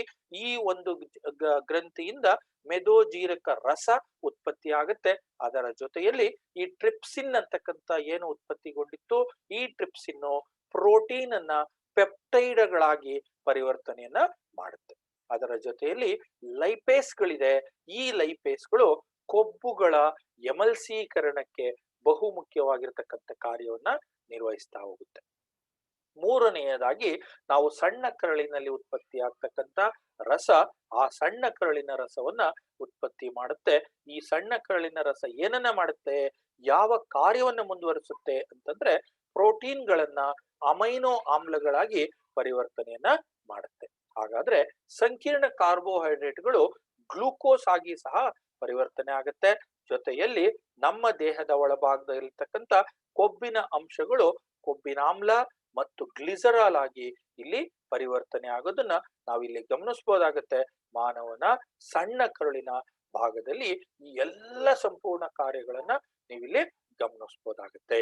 ನೋಡಿ ಮಕ್ಕಳೇ, ಇಷ್ಟು ಮುಖ್ಯವಾಗಿರ್ತಕ್ಕಂಥ ಗ್ರಂಥಿಗಳು ನಮ್ಮ ದೇಹದ ಒಳಭಾಗದಲ್ಲಿ ಅಂದ್ರೆ ಪಚನ ಕ್ರಿಯೆ ಆಗ್ಬೇಕಾದ್ರೆ ಸಣ್ಣ ಕರುಳಿನಲ್ಲಿ ಎಲ್ಲ ಸ್ರವಿಕೆ ಆಗ್ತಕ್ಕಂಥ ಗ್ರಂಥಿಗಳನ್ನ ನಾವಿಲ್ಲಿ ಗಮನಿಸಬಹುದಾಗತ್ತೆ. ಕೊನೆಯ ಭಾಗ ಮಾನವನ ಸಂಪೂರ್ಣವಾಗಿರ್ತಕ್ಕಂಥ 8ನೇ ಒಂದು ಪಾಯಿಂಟ್ ನಲ್ಲಿ ನೋಡ್ತೀವಿ, ಅದೇ ದೊಡ್ಡ ಕರುಳು. ಹಾಗಾಗಿ ದೊಡ್ಡ ಕರುಳಿನ ಮುಖ್ಯ ಕಾರ್ಯಗಳು ಏನೇನಾಗುತ್ತೆ? ಯಾವಾಗ ಸಣ್ಣ ಕರುಳಿನಲ್ಲಿ ಪಚನಗೊಂಡಂತ ಆಹಾರ ದೂಕಲ್ಪಡುತ್ತದೆ, ಮುಂದೂಡಲ್ಪಡುತ್ತೆ, ಅದನ್ನೇ ನಾವು ದೊಡ್ಡ ಕರುಳಿಗೆ ಇದು ಮುಂದುವರಿಸ್ತಾ ಹೋದಂಗೆಲ್ಲ ಹೀರಿಕೆಯಾದಂತ ಆಹಾರ ದೊಡ್ಡ ಕರುಳನ್ನ ಇಲ್ಲಿ ತಲುಪುತ್ತೆ. ಬಲಭಾಗದಲ್ಲಿ ಚಿತ್ರವನ್ನು ಗಮನಿಸಿ. ಈ ದೊಡ್ಡ ಕರುಳಿನ ಗೋಡೆಗಳಲ್ಲಿ ಹೆಚ್ಚಿನ ನೀರು ಸಹ ಹೀರ್ಕೊಳ್ತಾ ಹೋಗುತ್ತೆ. ಉಳಿದಂತಹ ಪದಾರ್ಥಗಳನ್ನ ಗುದ ದ್ವಾರದ ಮೂಲಕ ದೇಹದಿಂದ ಹೊರ ಹಾಕುತ್ತೆ. ನಂತರ ಏನಾಗುತ್ತೆ, ಈ ತ್ಯಾಜ್ಯಗಳನ್ನ ಪದಾರ್ಥಗಳ ಹೊರ ಹಾಕುವಿಕೆ ಮತ್ತು ಗುದ ಸಂಕುಚನ ಸ್ಥಾಯಿಗಳಿಂದ ಇದು ನಿಯಂತ್ರಿಸಲ್ಪಡುತ್ತಾ ಹೋಗುತ್ತೆ. ಹಾಗಾಗಿ ನಾವಿಲ್ಲಿ ಗಮನಿಸಬಹುದಾಗುತ್ತೆ, ಮಾನವರಲ್ಲಿ ಪೋಷಣೆಯ ನೀವಿಲ್ಲಿ ಗಮನಿಸಬಹುದು. ಅದರ ಜೊತೆಯಲ್ಲಿ ಬೇಕಾದ್ರೆ ಇದಕ್ಕೆ ಸಂಬಂಧಪಟ್ಟಂತೆ ಇನ್ನೂ ಹೆಚ್ಚಿನ ವಿಚಾರಗಳನ್ನ ಈ ವಿಡಿಯೋದ ಮೂಲಕ ನೀವಿಲ್ಲಿ ತಿಳ್ಕೋಬಹುದಾಗತ್ತೆ ಮಕ್ಕಳೇ. ಇಲ್ಲಿ ಗಮನಿಸಿ, ಯಾವ ಯಾವ ಕೆಲಸವನ್ನ ಮಾಡುತ್ತೆ, ಒಂದೊಂದೇ ಇಲ್ಲಿ ಚಿತ್ರಗಳಿದಾವೆ. ನೀವೇನ್ ಮಾಡ್ಬೋದು ಅಂತಂದ್ರೆ ಒಂದರ ಮೇಲೆ ನೀವು ಇದನ್ನ ಕ್ಲಿಕ್ ಮಾಡಿದ್ರೆ ಅದನ್ನೇ ನಿಮ್ಗೆ ಹೆಚ್ಚಿನ ವಿಷಯವನ್ನ ತಿಳಿಸ್ಕೊಳ್ತಾ ಹೋಗುತ್ತೆ. ನಾನಿಲ್ಲಿ ಮೊದಲನೇದಾಗಿ ತೆಗೆದುಕೊಂಡಿದ್ದೀನಿ ಮಾನವನ ಜಠರದ ಬಗ್ಗೆ. ಈ ಒಂದು ವಿಡಿಯೋದಲ್ಲಿ ನೀವು ಇಲ್ಲಿ ಗಮನಿಸಬಹುದಾಗತ್ತೆ, ಮತ್ತು ಹೆಚ್ಚಿನ ವಿಚಾರವನ್ನ ಮಾನವನ ಜಠರದ ಬಗ್ಗೆ ಇಲ್ಲಿ ಹೇಳ್ತಾ ಹೋಗುತ್ತೆ.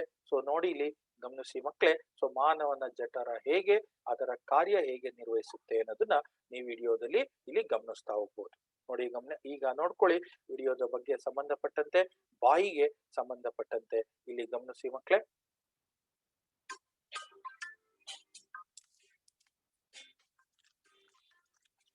ನೋಡ್ತಿದ್ದೀರಲ್ಲ,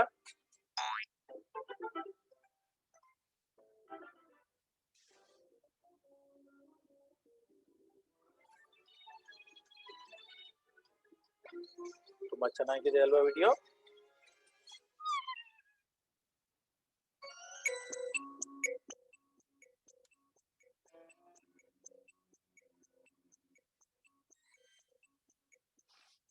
Our topic for today is digestive system in humans.